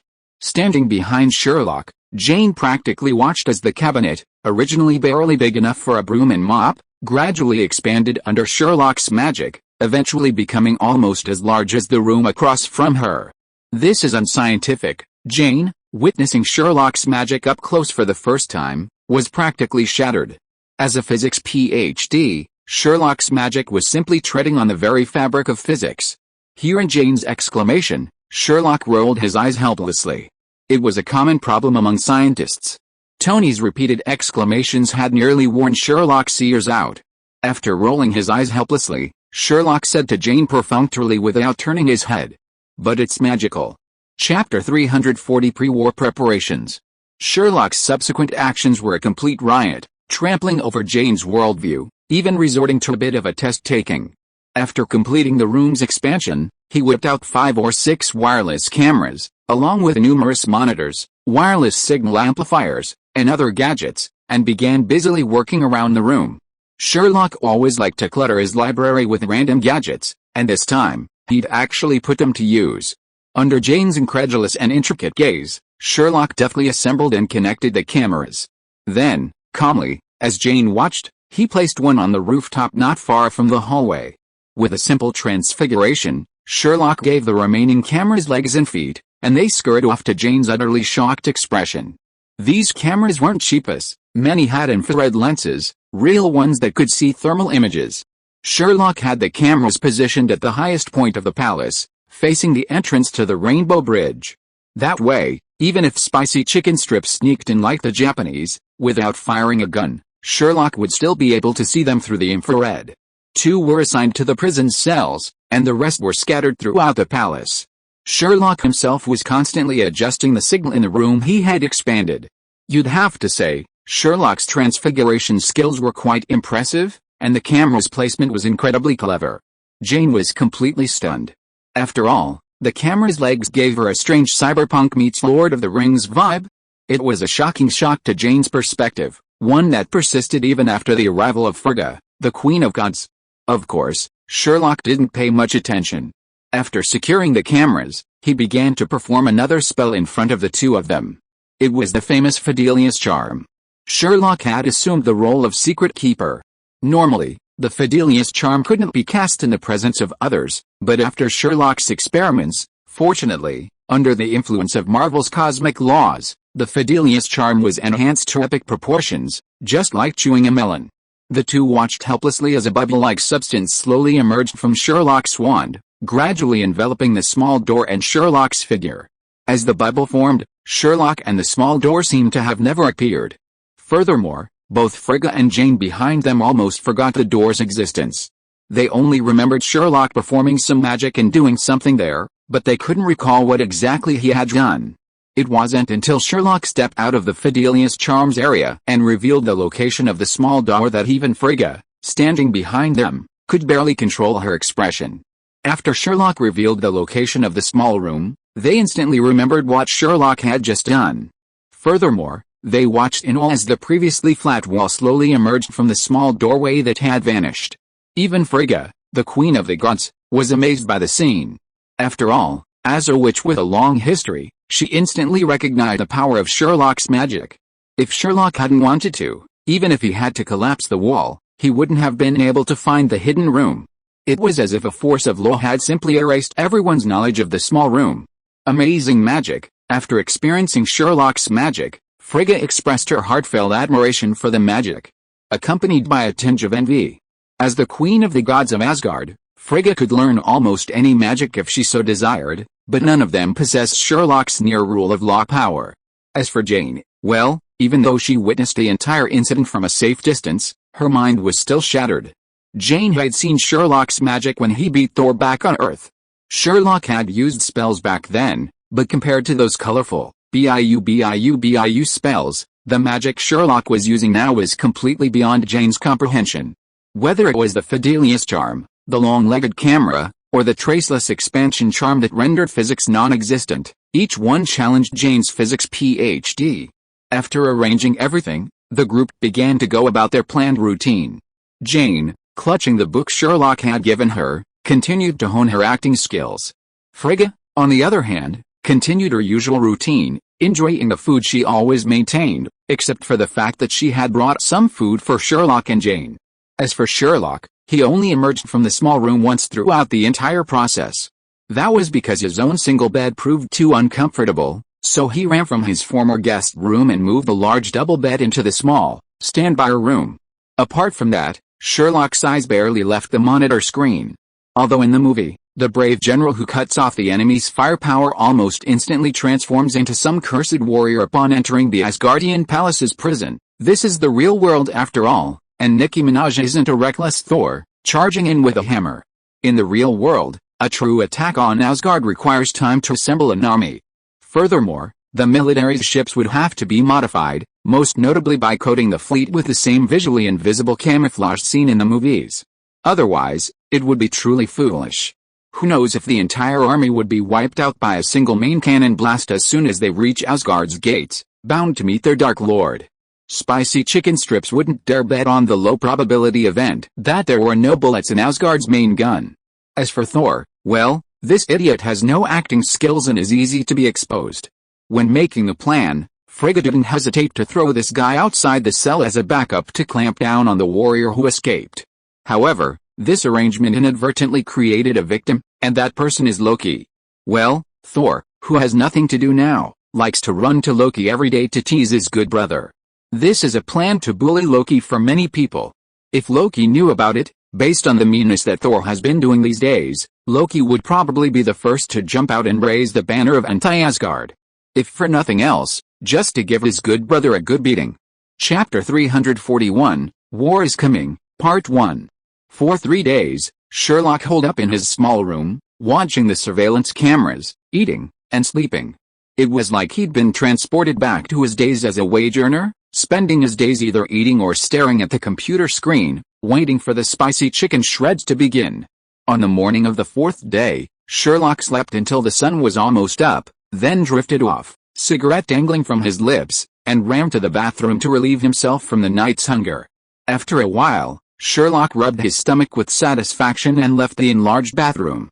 Because of limited space, he couldn't shower. Just as he was about to take his usual shower and clean himself up, the computer near the door, displaying the surveillance footage, began to blare. Hearing the alarm, Sherlock ignored his personal hygiene. He grabbed his coat from the bed and headed straight for the computer, sitting in front of the screen and searching for the source of the alarm. Sherlock soon discovered the source. The infrared camera Sherlock had installed in the prisoner's cell had gone off. The reason was simple: the camera had detected an unexplained high temperature.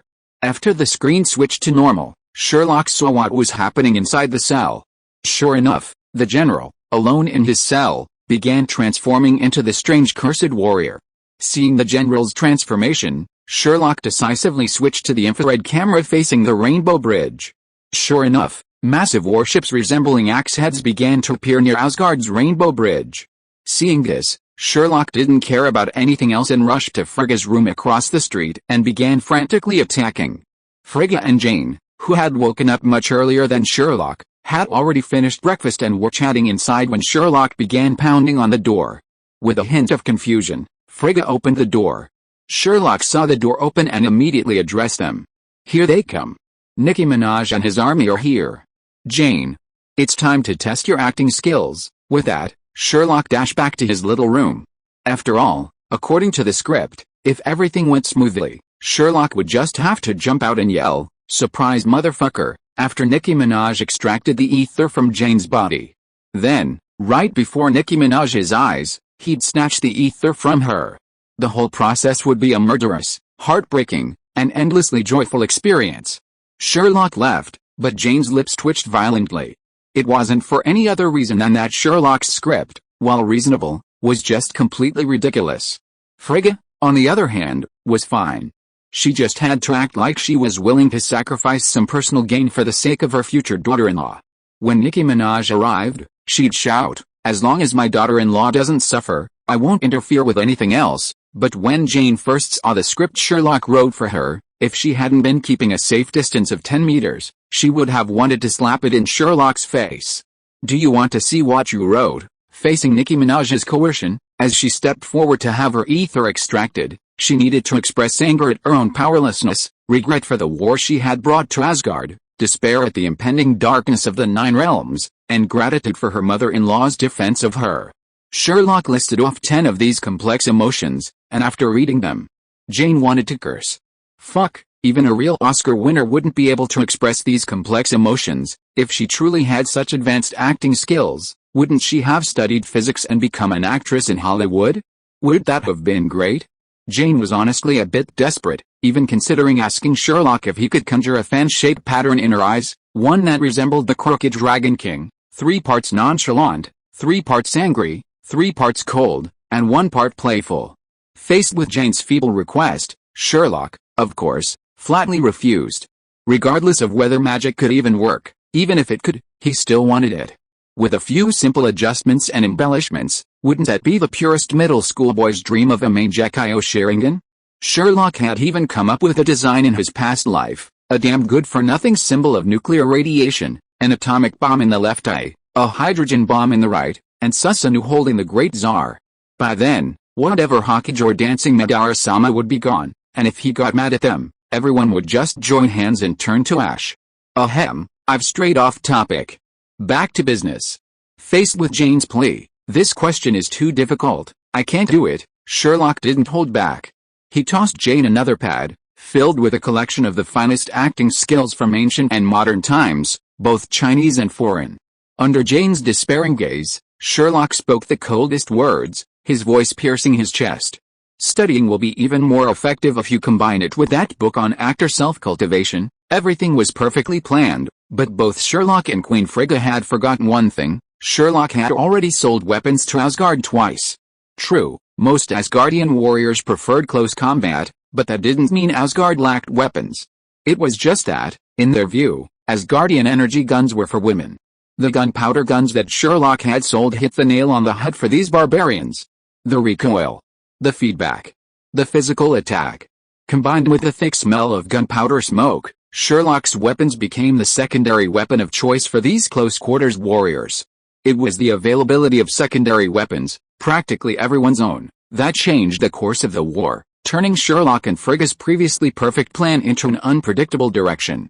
It also dealt a head-on blow to Spicy Chicken Shreds, who, believing they were well prepared and even employing strategies to steal the ether, were dealt a heavy blow. It wasn't until Spicy Chicken Shreds left Asgard that they finally realized what was happening.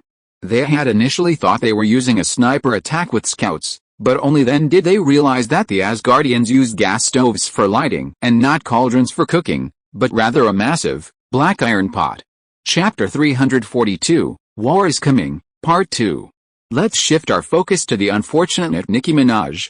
By inserting the cursed stone into the great general's body, Nicki Minaj is certain that Asgard is much the same as it was 1,000 years ago. These mindless barbarians are still the same fools who prefer melee combat even in the vast universe. As long as her army is assembled, relying on her and the great general's combined strength, she can not only reclaim the ether from Asgard, which was originally destined for a dark era, but also, with a bit of luck, even experience the feeling of the aging throne of Asgard. Indeed, in Nicki Minaj's eyes, the aging Odin is completely insignificant. Even if she can't truly conquer Asgard, she can at least inflict severe damage on it. She wants to make Asgard powerless to interfere with her plan to plunge the universe into darkness with the ether. If she succeeds, not only Asgard, but the entire universe will be her toy. Anyway, Nicki was confident in her plan. After 3 days of assembling her army, she used the Dark Elf's unique method to activate the cursed stone buried in the general's stomach as they approached Asgard. While waiting for her general to turn the palace upside down, Nikki ordered her men to activate their cloaking devices and silently approach the Asgardian palace. It was a good plan, but Nikki, having slept for over 1,000 years, had no idea that Asgard now had a gatekeeper renowned for his sharp eyes. Several dark elf ships barely passed the Rainbow Gate when the diligent gatekeeper spotted them and shrewdly destroyed one ship's camouflage. Seeing her plan exposed, Nikki gave up her timidity and ordered her entire army to attack, crashing their ships into the Asgardian palace, demonstrating the dark elf's fighting power to the Asgardian barbarians. Sadly, the scene Spicy Chicken had imagined of two armies clashing with melee weapons and shields didn't materialize. Instead, the palace guards, after the initial panic, swiftly responded with their well-trained secondary weapons. A roar reminiscent of New Year's firecrackers erupted, and the Dark Elves, once so confident and assembled with over a dozen ships, began to fall en masse, leaving Spicy Chicken furious. Meanwhile, Sherlock's attention was focused on the camera at the end of the corridor leading to Frigga's room. If Sherlock hadn't paid attention, he'd probably have laughed his ass off. It was a vivid demonstration of "My lord, times have changed." Faced with such an unexpected situation, Spicy Chicken lost interest in Odin's throne. What mattered most now was the ether, the particle that could revitalize the Dark Elves. Helpless, Spicy Chicken could only order the remaining Dark Elves to hold off the Asgardian barbarians. He, along with two of his personal guards, charged in the direction of the ether particles he'd sensed. What? That general who'd cut off the fire? Forget about that, he was currently writhing with Thor in the dungeon. The general's plan, based on the principle that the enemy of my enemy is my friend, was to transform into Cursed Warrior and open all the cell doors, enough to cause chaos in the palace. However, to the general's surprise, the doors opened, and the prisoners burst out. But the guards on the other side were no pushovers, showing no intention of arresting or stopping them.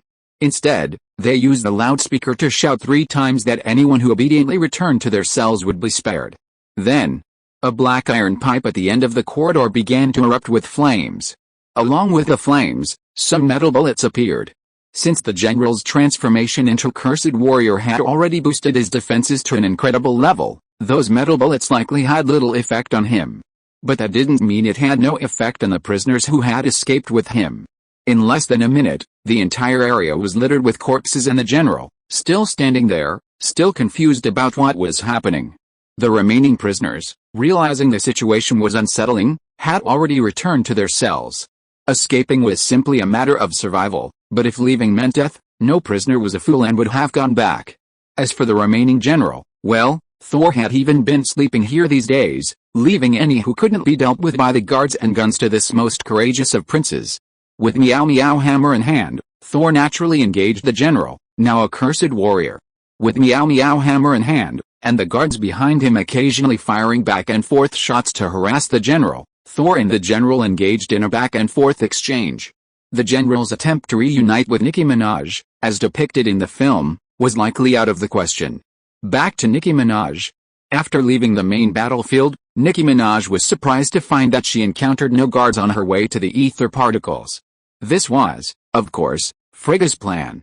After finalizing Nicki Minaj's scenario, Frigga had been busy, deploying infantry defenses throughout the palace for 3 days. And because of Frigga's status, no one questioned her arrangements. As for Frigga's safety, let's not kid ourselves. As the queen of the gods and an extremely long-lived sorceress, how could Frigga be so weak in combat? It's no exaggeration to say that if Frigga wanted to, without Sherlock's firearms, it would be a challenge for Asgard's barbarian guards and soldiers to find her. Just look at Loki's illusions. Even Thor, ranked in the top 10 in Asgard for strength, was outmaneuvered by his brother. The entire journey felt like a roller coaster, wishing he had 2 more legs. After all, Spicy Chicken had no idea how much longer his men could hold out. If he didn't obtain the ether particles, and if all those dark elves serving as cannon fodder perished, then his plan, planned for over 1,000 years, would be ruined. Sherlock, on the other hand, had been staring at the computer screen, eagerly waiting for the image to change. Just as Sherlock was getting impatient, the figure he'd been waiting for finally appeared on the screen, Spicy Chicken. "Here they come," Sherlock muttered to himself, silently opening the door to a small room. He sat there, his composure unnoticed, even with his arrogance within the range of the Fidelius charm. Sherlock was now eagerly anticipating the spectacle unfolding across from him. Honestly, if Frigga and Jane hadn't been able to see what was happening, Sherlock would have wanted to grab a bucket of popcorn and quietly watch Jane and Frigga's spectacular performance. Chapter 343, Comparison of Acting Skills Between Oscars and Online Movies, Part 1. Just as Sherlock had imagined, Nicki Minaj and his two guardsmen didn't even notice Sherlock sitting at the doorway to his own small room. Instead, they stood there leisurely, standing at Frigga's door. Nicki Minaj carefully sensed the situation, confirming that the ether particle she'd been searching for was behind the door. Then, she kicked the door open. But the sight behind the door stopped Nicki Minaj in her tracks, and she stood there without even a whimper. Sherlock leaned forward, peering through the gap between Nicki Minaj and the other two. Frigga had changed out of her elegant dress, embodying the status of a goddess. She was now wearing a formal outfit designed specifically for women. She sat in a chair opposite the door. In front of her was a small tea table, upon which lay a gleaming Asgardian sword. Meanwhile, Frigga herself sat behind her desk, sipping a steaming cup of tea, smiling as Spicy Chicken kicked open the door, seemingly unsurprised by their arrival. Jane, however, was less composed. Sitting on a balcony not far behind her, Jane, like a primary school student facing a teacher's question, her entire body tensed, her eyes tinged with fear as she gazed at Spicy Chicken standing at the door. Faced with such a bizarre situation, Spicy Chicken, no matter how anxious she felt, had to patiently stop and stand at the door, not daring to cross. The scene before her was so bizarre that Spicy Chicken couldn't help but suspect a trap. Neither Frigga nor Spicy Chicken intended to speak first.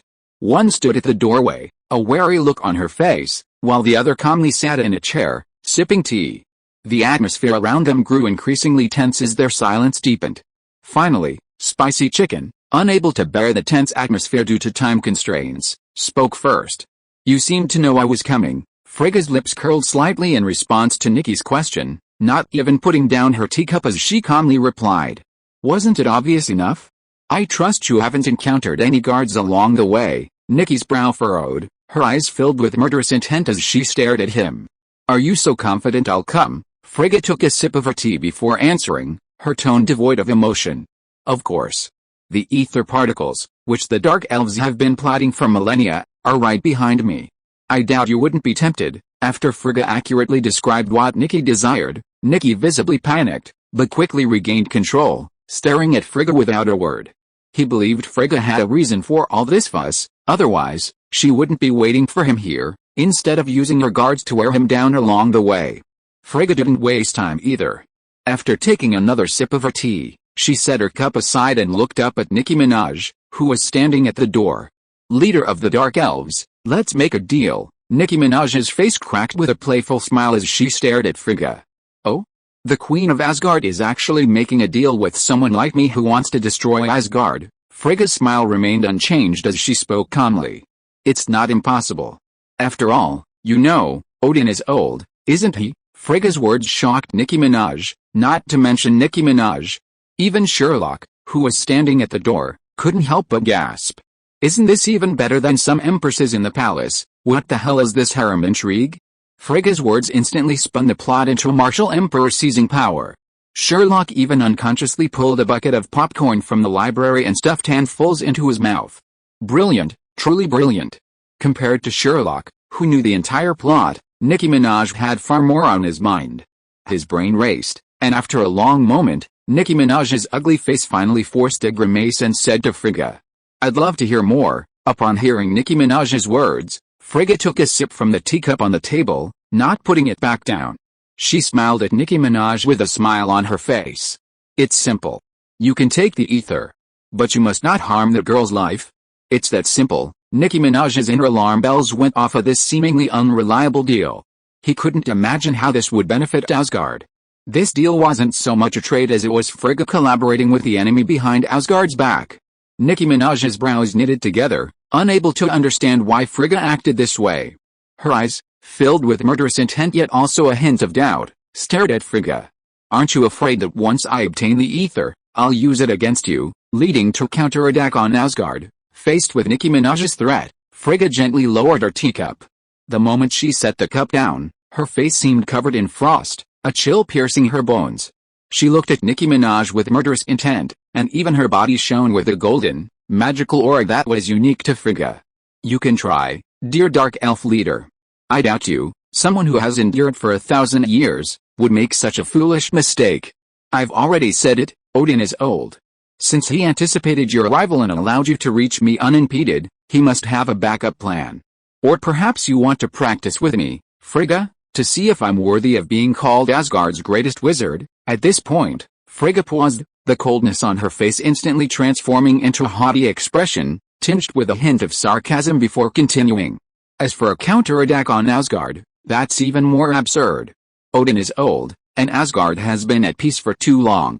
Now, Asgard desperately needs a war to consolidate its position, and its warriors desperately need a war to earn their reputation. And I, my friend, also need a war to consolidate my power.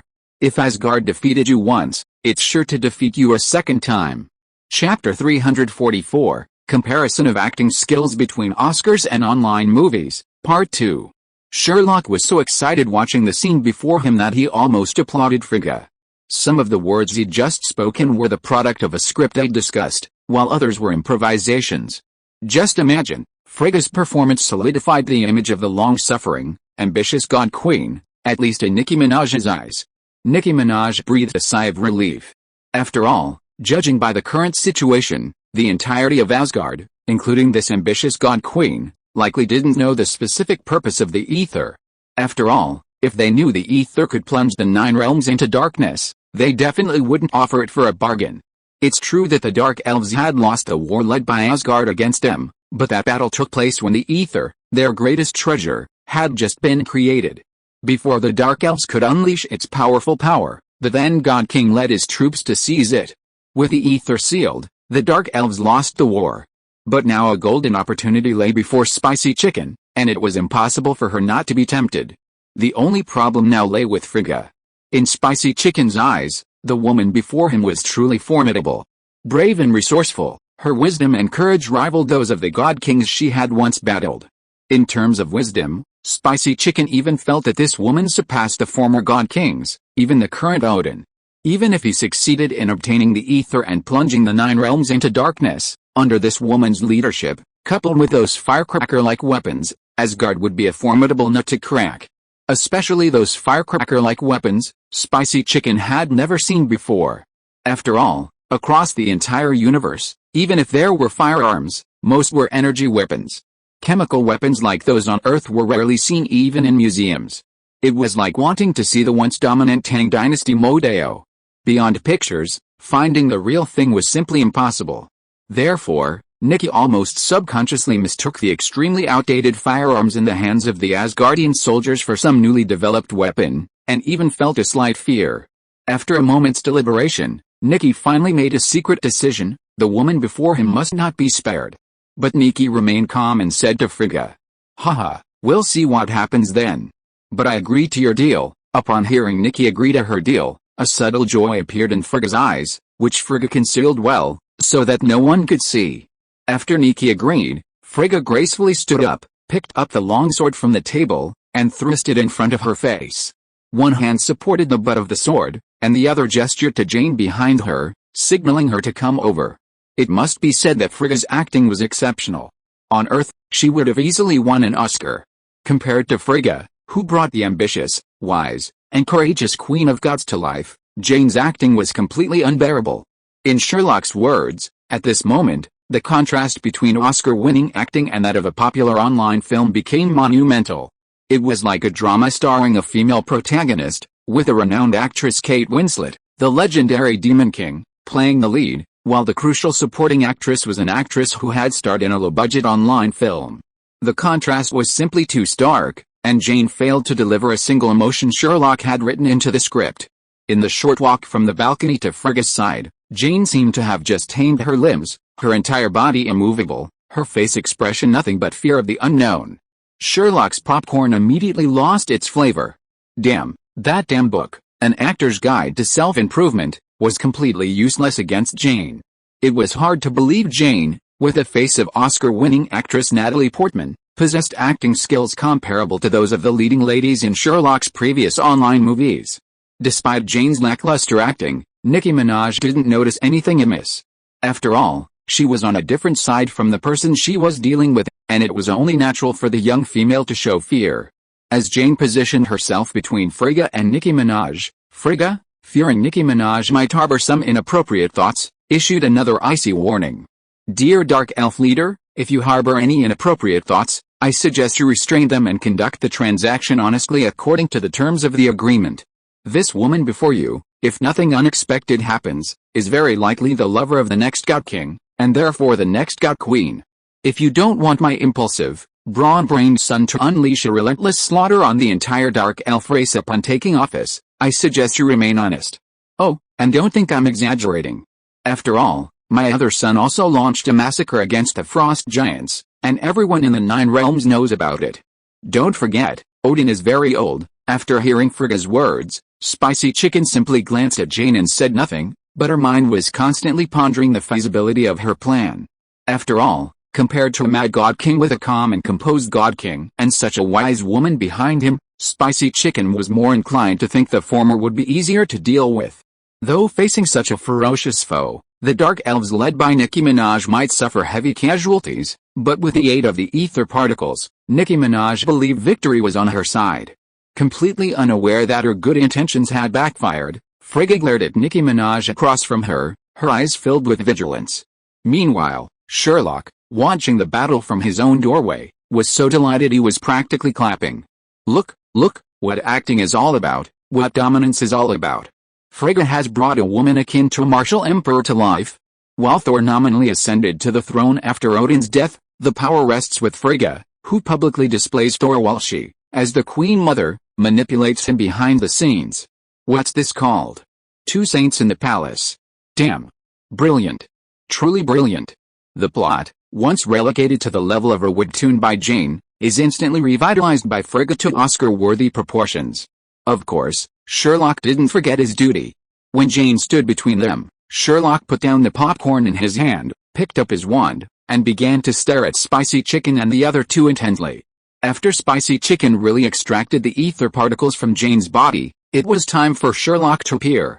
If you're listening to this novel on a channel other than Fanfic World, it means they downloaded and uploaded it without effort. We cordially invite you to visit our channel, Mundo Fanfic Novelis. There you'll find the original version of this story and you can explore many other novels of various genres. We're waiting for you to immerse yourself in a world of incredible novels. Chapter 345 Emergency. Spicy Chicken seemed oblivious to Frigga's warning. Though she was mentally formulating her own plan, her expression remained unchanged as she pulled out a glass bottle, roughly the size of a can of Coke. Then, from nowhere, she produced a small handle with what looked like 4 mechanical claws and pressed it against the bottom of the bottle. With a creaking sound, the gadget in Spicy Chicken's hand finally formed into something resembling a wooden handle grenade. With the sound of a machine starting up, the unknown device in Spicy Chicken's hand began to emit bursts of red light. Spicy Chicken pointed the glass bottle at Jane, who stood between them. The moment Spicy Chicken aimed the device at Jane, she groaned in pain, and then dark red smoke began to emanate from her body. The small device in Spicy Chicken's hand acted like a powerful vacuum cleaner. The dark red smoke emanating from Jane couldn't escape the tiny device, being continuously sucked into the cola-sized can. As the dark red smoke began to grow, Jane gradually began to float in midair. Meanwhile, Frigga, on the other side, focused most of her attention on Jane. Her magical power surged, scanning Jane's body repeatedly, as if she were afraid Spicy Chicken might retaliate. But in reality, Frigga was overthinking it. When the Dark Elves used the Reality Stone to create the ether, they had already considered the issue of inheritance. After all, even the most powerful races would find it difficult to directly control the power of the Infinity Stones. This, let alone the Dark Elves, who were forced to wield the power of the Infinity Stones, had therefore incorporated a device called an extractor into the ether's design. The Dark Elves' leaders weren't fools, none would choose death when they could live. So, while Jane looked agonized, her life wasn't in real danger. But even though she didn't have to die, she still endured the pain she deserved. After all, every ether particle scattered throughout her body had to be extracted without a single drop. Forget the tightly bound ether particles, even the pain of pulling out even the loosely bound hairs would be unbearable. Jane's screams, floating in midair, were incredibly piercing. It was precisely these piercing cries that drew most of Frigga's attention to her, completely oblivious to the inexplicable look Spicy Chicken gave her two guards during the extraction. The guards who received Spicy Chicken's gaze were truly experts. Their years of tacit understanding with Spicy Chicken made them instantly understand what Spicy Chicken meant. The two men carefully pulled out short daggers resembling the Malay swords from combat, ready to execute their leader's orders the moment they received the ether.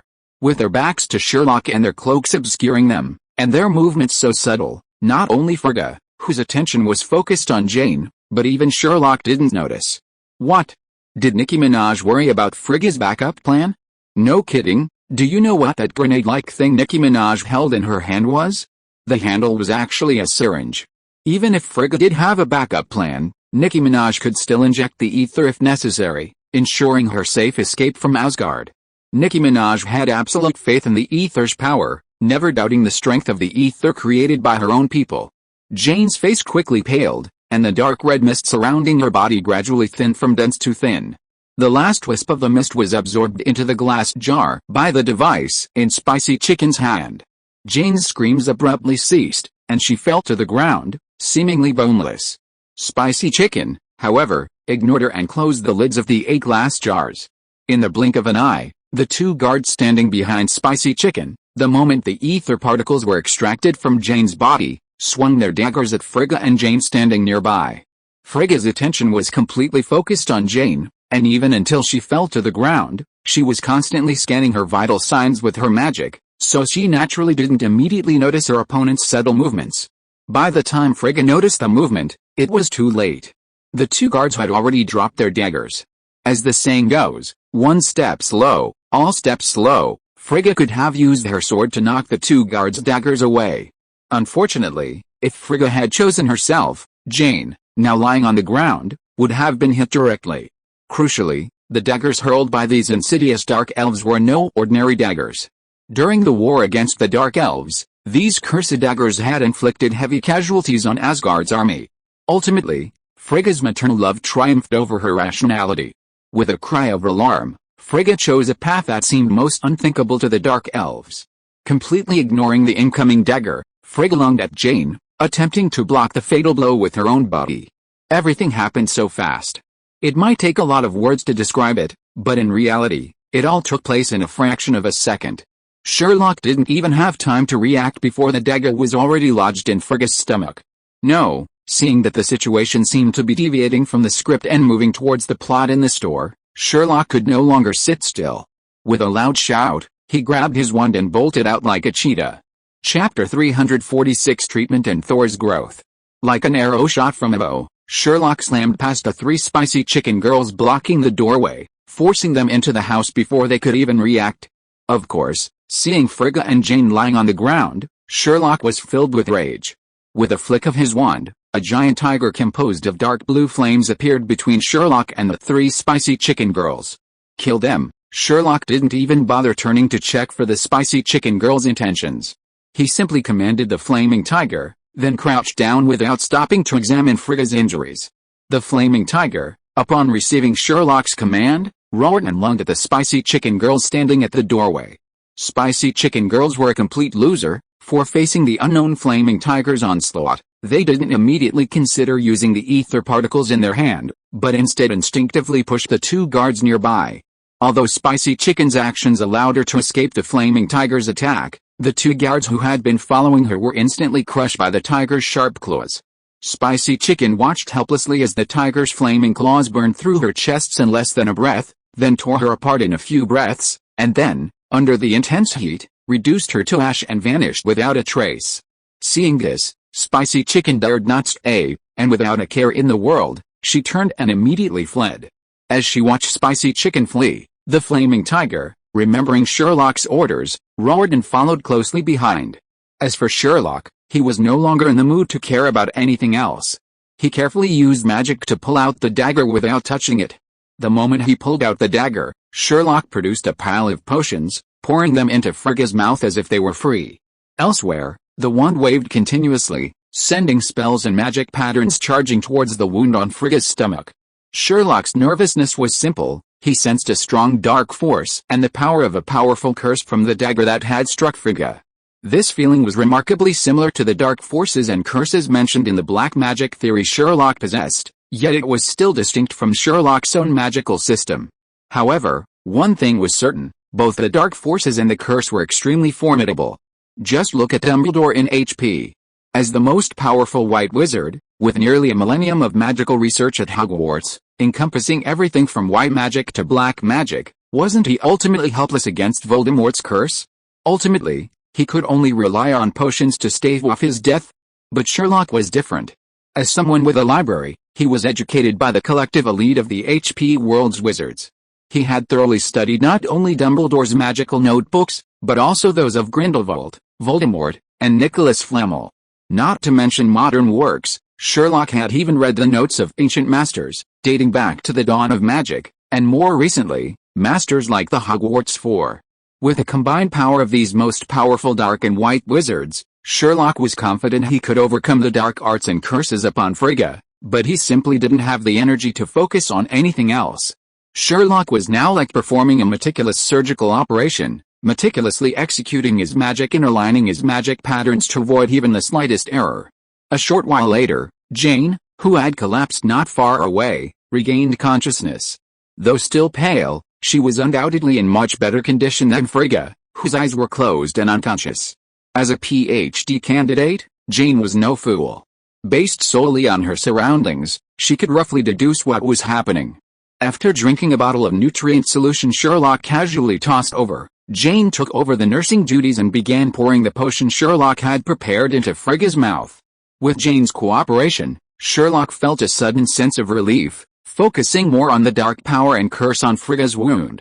Less than 10 minutes into their seamless operation, hurried footsteps echoed down the hallway. Sherlock seemed oblivious to the rushing footsteps, remaining completely absorbed in his surgery. Meanwhile, Jane, already pale, paled even more. After a moment's deliberation, Jane finally made a decision.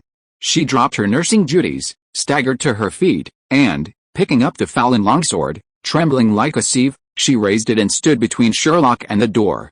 Fortunately, the rapid footsteps began to crescendo as they approached the room, and Jane's trembling body momentarily relaxed. Mother. Mother. Sherlock. Jane. Do you know? I was incredibly brave just now, beating that dark elf general to the ground, leaving him begging for his mother. Thor hadn't finished his words when, upon reaching the door and taking in the scene inside, his tone suddenly changed, and he rushed in with a cry of grief. Jane, after all, was an earthling. Although Sherlock's situation didn't seem like surgery at all, it wasn't far off. Knowing that surgery couldn't be interrupted, Jane instinctively grabbed Thor's waist, trying to stop him from interrupting Sherlock's operation. Despite this, Thor continued to cry out for his mother, his voice rising higher and higher, as if trying to summon Frigga's lost consciousness. Finally, Sherlock couldn't bear Thor's howling anymore. His hands continued to move without a pause, but his face was filled with impatience. Enough. Thor, if you want your mother dead right now, then keep on crying like a madman. Can't you just stand up like a man, wipe your tears, and do what you're supposed to do? I'm here. I swear, using the magic I command that's unique in the entire universe, that I can definitely save your mother. So, even if you don't want to shoulder the responsibility of being the Prince of Asgard, just stand there quietly and don't make a sound. Sherlock's words echoed through the room like a resounding bell, instantly interrupting Thor's wails. Looking at Sherlock, kneeling on the ground, his magic wielding like a machine gun, and his girlfriend, hugging his waist and forcing a smile despite her extremely pale face, Thor felt something inside him. Everyone seemed to have their own responsibilities and clear goals, but he was the only one left, wailing like a child. Chapter 347, The Completely Different Fates of the European Emperor and the African Emperor. Thor, having come to his senses, stopped crying and calmed down. After a moment, Thor seemed to have finally made up his mind. Looking at his beloved in his arms, Thor lowered his head and gently kissed Jane's forehead. He then turned and left without a trace of regret. However, to Jane, his back felt a chilling, wind-whistling sound. Sherlock ignored Thor's departure, remaining focused on his magical operation. The entire operation lasted for over an hour. Sherlock had done everything he could, and the rest depended on Frigga's fate. During this hour-long operation on Frigga, shortly after Thor left, Odin entered the room to check on her. Unlike Thor, however, Odin remained silent, simply ordering the two extremely dangerous cursed blades to be removed from the floor. He didn't speak to Sherlock or inquire about Jane's opinion. Sherlock didn't care about any of this. The only thing that concerned him was the potion he had just poured into Frigga. Logically, given the way he just poured it into her like it was free, and given the properties of Sherlock's potions, Frigga should no longer be in human form. But here was the strange thing, not only had Frigga's appearance not changed at all, she even looked younger. This made him feel like he'd been subjected to some kind of silent insult. So, when he was flaunting his potion, he had to transform into something indescribable, so that when the Queen of Gods poured it on him, she could treat him with extra care. Sherlock even suspected he had some hidden system. After all, the idea of a predictable entry seemed absurd to Sherlock. If there really was such an invisible hand controlling this, Sherlock swore he would dig it out, give it a good beating, and then shove its head up his ass. It wasn't that Frigga didn't randomly pick up any negative entries, but the amazing thing was that most of her entries were positive. Compared to the positive ones, the negative ones were invariably offset by Frigga's positive entries. Such luck was outrageous. Sherlock, even as an African, was genuinely envious. Sherlock also learned something else after the surgery. Odin, just like in the movie, had ordered the closure of Asgard's Rainbow Bridge. Upon learning this, Sherlock couldn't help but sigh. Odin was indeed old. If he were younger, he would have led his men to overthrow the Dark Elves' lair. Of course, while Odin was old, he still had two sons, didn't he? So when Sherlock learned of Thor's disappearance, he remained calm. But when he learned that Loki had also disappeared with Thor, he was completely bewildered. After all, while Frigga was in danger and injured this time, she didn't die like in the original novel. Loki's ability to step forward was truly beyond Sherlock's expectations. Of course, Sherlock was also anxious. After all, the final battle would take place on Earth. As a rabbit, even if Earth had its faults, it was still his home. Sherlock could accept everything on Earth, even curse it. But if anyone else had wanted to destroy Earth, Sherlock would have likely fought tooth and nail. However, Loki, the only one who knew how to leave Asgard without using the Rainbow Bridge, had already been taken away by Thor with the goods. Sherlock was helpless, and Frigga was still unconscious, so that wasn't going to happen. Sherlock pondered for a long time before finally gritting his teeth and pulling out a bottle of Felix from the library for the second time in his life. It wasn't that the Felix was bad, but it had already given Sherlock PTSD the first time he'd used it. The last time was when Sherlock had just traveled through time and space, out of curiosity. That entry about fortune and misfortune being intertwined terrified Sherlock, and ultimately, he could only lie in bed for 24 hours. Who knew this? Perhaps even more exaggeratedly, rule-based entry would unleash some unbearable calamity. From then on, the elixir of life, supposedly the most powerful potion in HP's magic system, was shelved. But this time, Sherlock couldn't help but gamble. He knew gamblers wouldn't be rewarded, but with Nicki Minaj eyeing Earth and the Nine Realms with its ether particles, and Frigga unconscious despite a successful surgery, he was truly cornered. Trembling, Sherlock exchanged for a bottle of elixir of life. He held the bottle, barely larger than a carrot, and, under Jane's quizzical gaze, a complex expression on his face as Frigga lay in bed, seemingly asleep. Finally, under Jane's watchful gaze, Sherlock gritted his teeth, stamped his foot, and poured the small bottle of elixir of life into Frigga's mouth. Then Sherlock's face twisted. That's right, twisted, the kind of jealousy that made him feel like his face was splitting apart. It was obvious that the European emperor and the chieftain were from different worlds. Just look at the effects of Sherlock's last use of the lucky potion. Good fortune and bad fortune go hand in hand. That's a lucky potion. Good luck ends with bad luck. What kind of lucky potion is that? And then look at Frigga, the European emperor. Entry, 0. Entry effect, clears all negative states, including abnormal entry effects, curses, abnormal states, and so on. Entry time, 23 hours, 59 minutes, and 21 seconds. Look what a European emperor is. What does this entry effect mean? It means that Sherlock's previous operation was completely in vain. Do you know what 0 means? Then forget about negative states like bleeding and coma. Even needing to pee is considered an abnormal state. Sherlock once again expressed his jealousy of the plasmolysis. This unscrupulous entry was definitely manipulated by some unlucky person. Sherlock silently wished that the man behind the scenes would never eat instant noodles without seasoning packets and never give birth to a child without an anus. It was definitely not his bad luck that he didn't get such a good entry. It was definitely not his bad luck. Sherlock would never admit to being African. Absolutely. As expected, just when Sherlock was about to go crazy with jealousy, Frigga suddenly opened her eyes. Chapter 348 Spicy Chicken, Thor, and Loki. Turning her attention to Spicy Chicken, she was actually having a rough time, showering and changing. The reason was simple. On the one hand, she had recovered the ether, and the upcoming injection ceremony symbolized the rise of the Dark Elves, a necessary etiquette for such a significant occasion. On the other hand, Spicy Chicken felt like her entire journey had been somewhat uneven. From sensing the ether to assembling her army to attack Asgard, she felt like she was stepping into a script. For some reason, the barbarians, who preferred melee combat, had resorted to ranged weapons. After finally reaching the ether, they fell into a trap. Fortunately, Spicy Chicken managed to resist, and it was effective.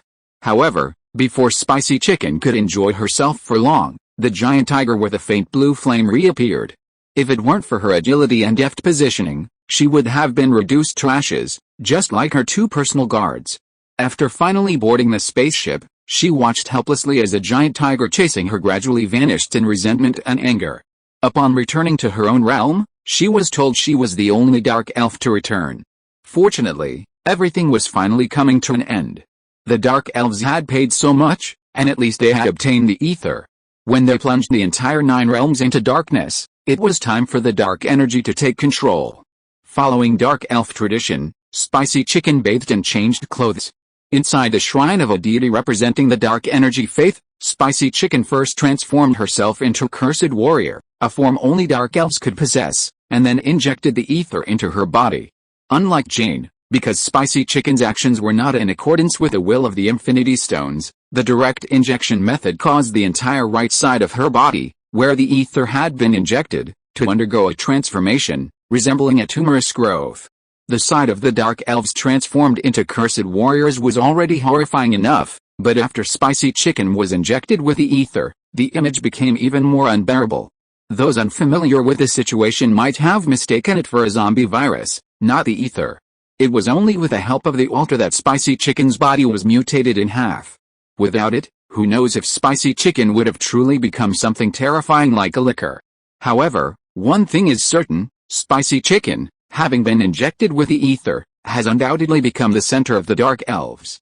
The next step is to hand over the Dark Elves' mothership, built with the entire race's efforts, to Spicy Chicken, allowing her to travel to Earth, the center of the 9 realms, and plunge the entire 9 realms into darkness.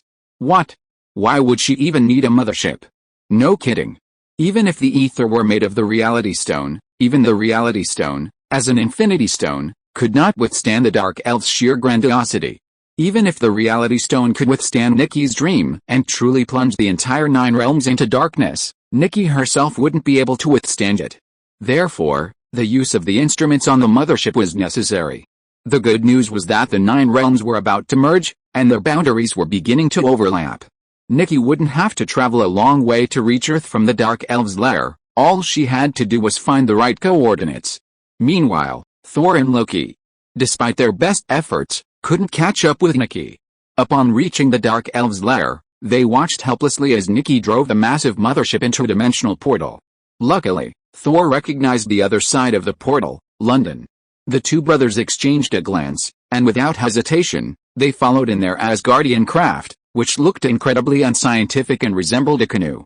Well, why Loki would help Thor so much, and how Thor persuaded Loki, remains a mystery. However, judging by what happened later, it seems to be something about the throne, recognition, or something similar. Sherlock doesn't know exactly what's going on here. Sherlock stares at Frigga, lying on the bed, his eyes wide open. The reason is simple, Frigga now possesses something Sherlock is incredibly familiar with, the Tesseract. Let's rewind a bit and we'll understand what happened. The story is simple, thanks to Frigga's incredible luck, a bottle of Felixir successfully healed her, so dramatically that she felt like an NPC in the game. No sleepiness, no fatigue, even the most basic physical desires vanished. Well, to put it simply, she no longer needs to eat, drink, or go to the bathroom. That's not the physical sense you're thinking of. If you're imagining it wrong, go open your browser. The Felixir is truly terrifying, and every random entry is an absolutely king level 1. After Sherlock and Jane discussed what had happened since she lost her consciousness, Sherlock expressed his desire to return to Earth. Regardless of whether Thor could defeat Nicki Minaj, Sherlock was deeply concerned about his home. Furthermore, if he returned, his attraction to the ether would allow him to contain Nicki Minaj, who had absorbed the ether. Frigga, in response to Sherlock's request, encouraged Sherlock to try using the portal. Honestly, Sherlock doubted his portal's ability to reach the level of interstellar travel afforded by the Ancient One, but Frigga urged Sherlock to trust her. As expected, Sherlock's efforts failed. The reason for the failure wasn't that Sherlock couldn't reach Earth directly from Asgard, but rather that the 9 realms were merging, creating a chaotic space. When Frigga explained this, Sherlock's expression was filled with a what the hell. After all, Sherlock had always believed that spatial folds and traps were the work of the ether. However, according to Frigga, there are reasons related to ether particles, but they are not numerous. After finally discovering that Sherlock was unable to open the portal due to the chaos in space, Frigga raised her hand with a smile, and with a burst of golden light, the cosmic cube appeared in Frigga's hand. The moment he saw the cosmic cube, Sherlock once again made a "oh my god" expression, but Frigga was not surprised at all. According to Frigga, since space has become chaotic, it is necessary to find a superior object that can control the chaotic space, and the cosmic cube is undoubtedly the most suitable.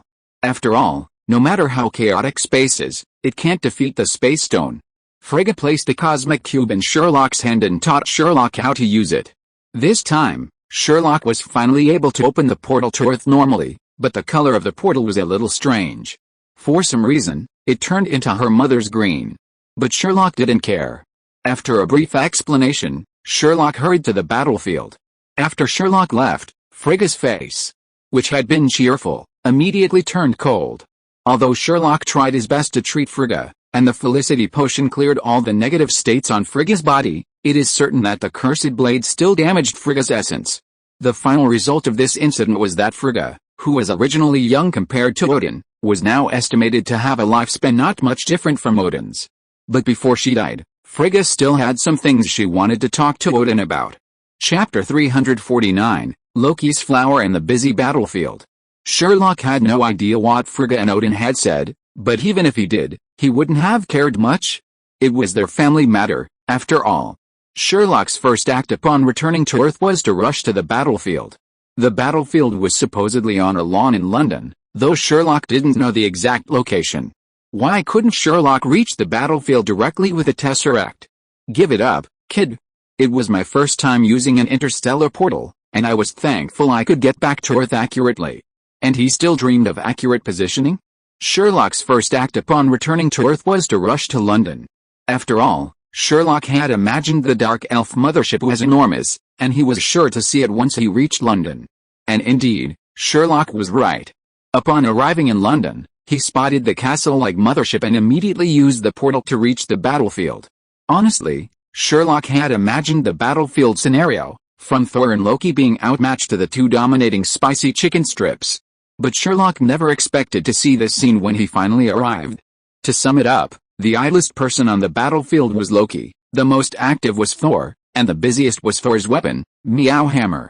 Starting with Loki, Sherlock observed him for a long time before confirming that the figure, head down, seemingly planted in the soil, was Loki.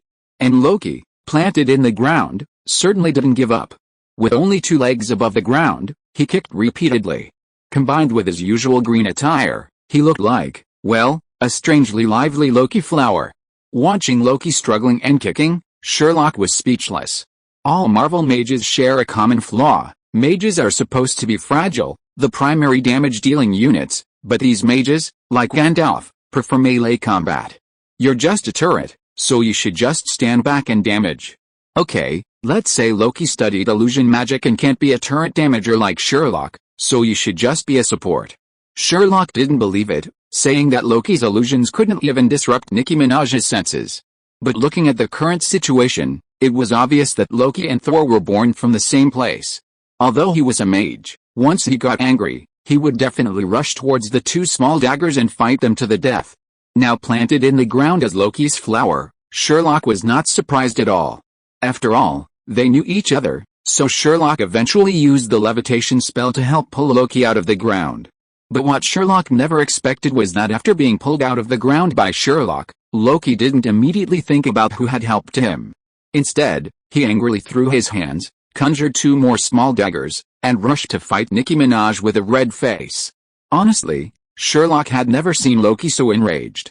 His mud-smeared face was throbbing with rage, veins bulging in his fury, making him look like a beast ready to devour its prey.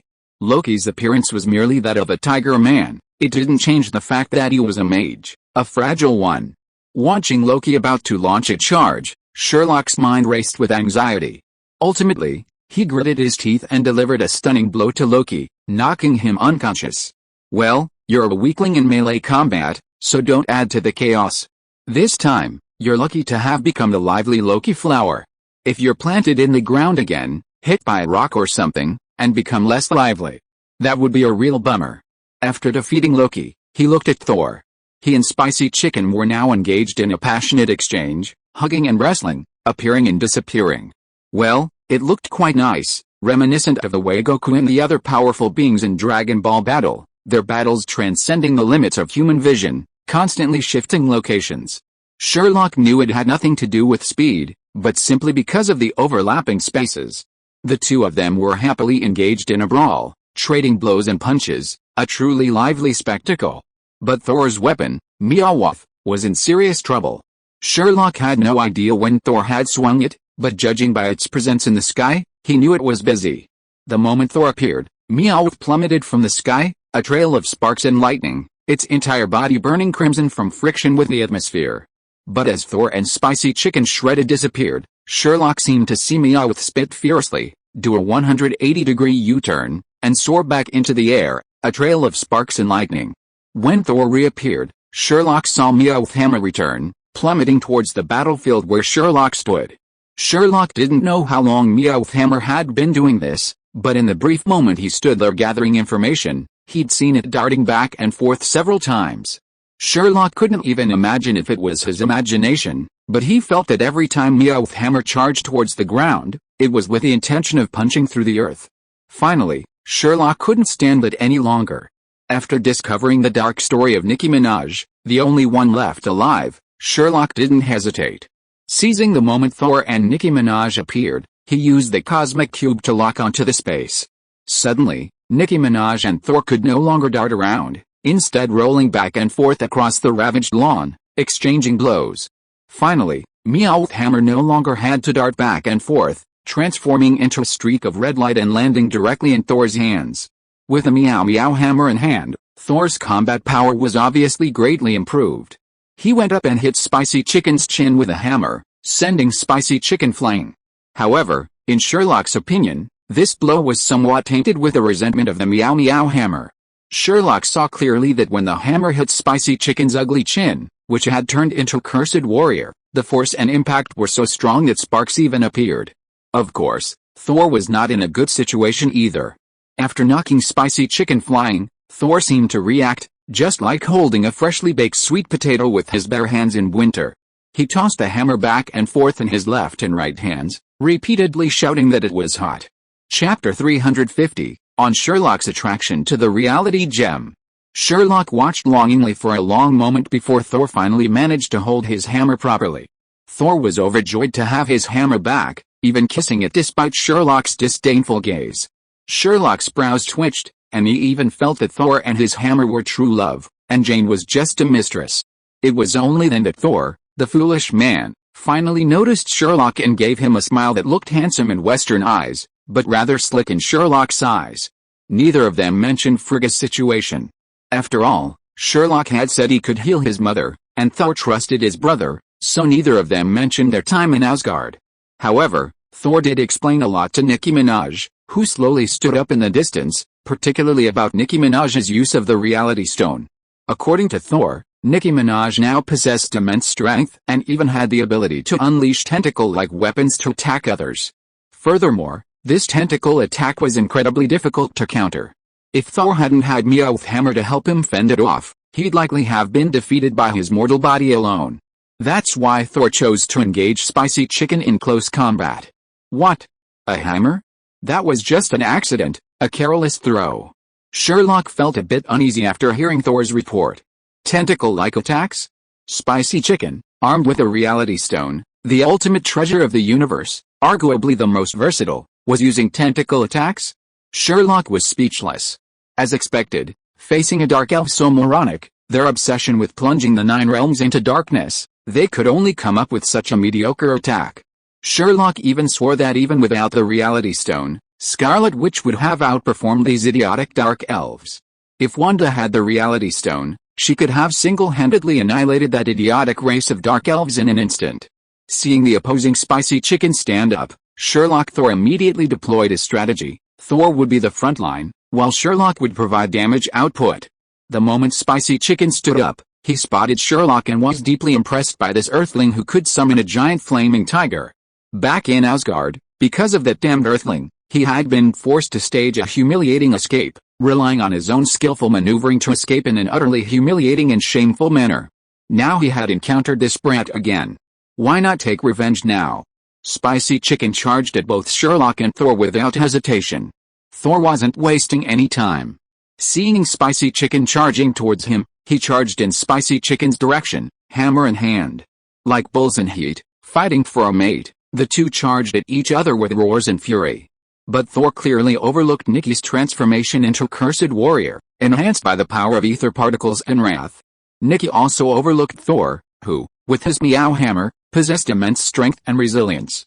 The result of their charge was a hammer strike to Nikki's jaw, sending her flying through the air in a shower of sparks and lightning. Thor, shrouded in a black and red mist and as strong as an ox, was struck in the head by an electric cannon. The immense force of the impact caused a Thor flower to blossom from the ground. Indeed, Thor, too, was planted headfirst into the earth. Everything happened so quickly, Sherlock couldn't even offer support or damage to Thor. However, it did reveal how Loki had been planted headfirst into the earth. Of course, Sherlock was no fool. Since Nikki was already trapped in midair, he wasn't going to miss such an opportunity. In Sherlock's sudden burst of imagination, he inexplicably uttered a spell he absolutely shouldn't have uttered at that moment. Expelliarmus. As Sherlock chanted this spell, a red light shot out from his wand, striking Spicy Chicken in midair with remarkable accuracy. Sherlock had anticipated that even if the spell struck Spicy Chicken, it would at most produce the usual impact of a spell, like being punched. After all, Spicy Chicken held no weapon, so Sherlock's magic wouldn't deflect any weapon. However, Sherlock was utterly unpredictable.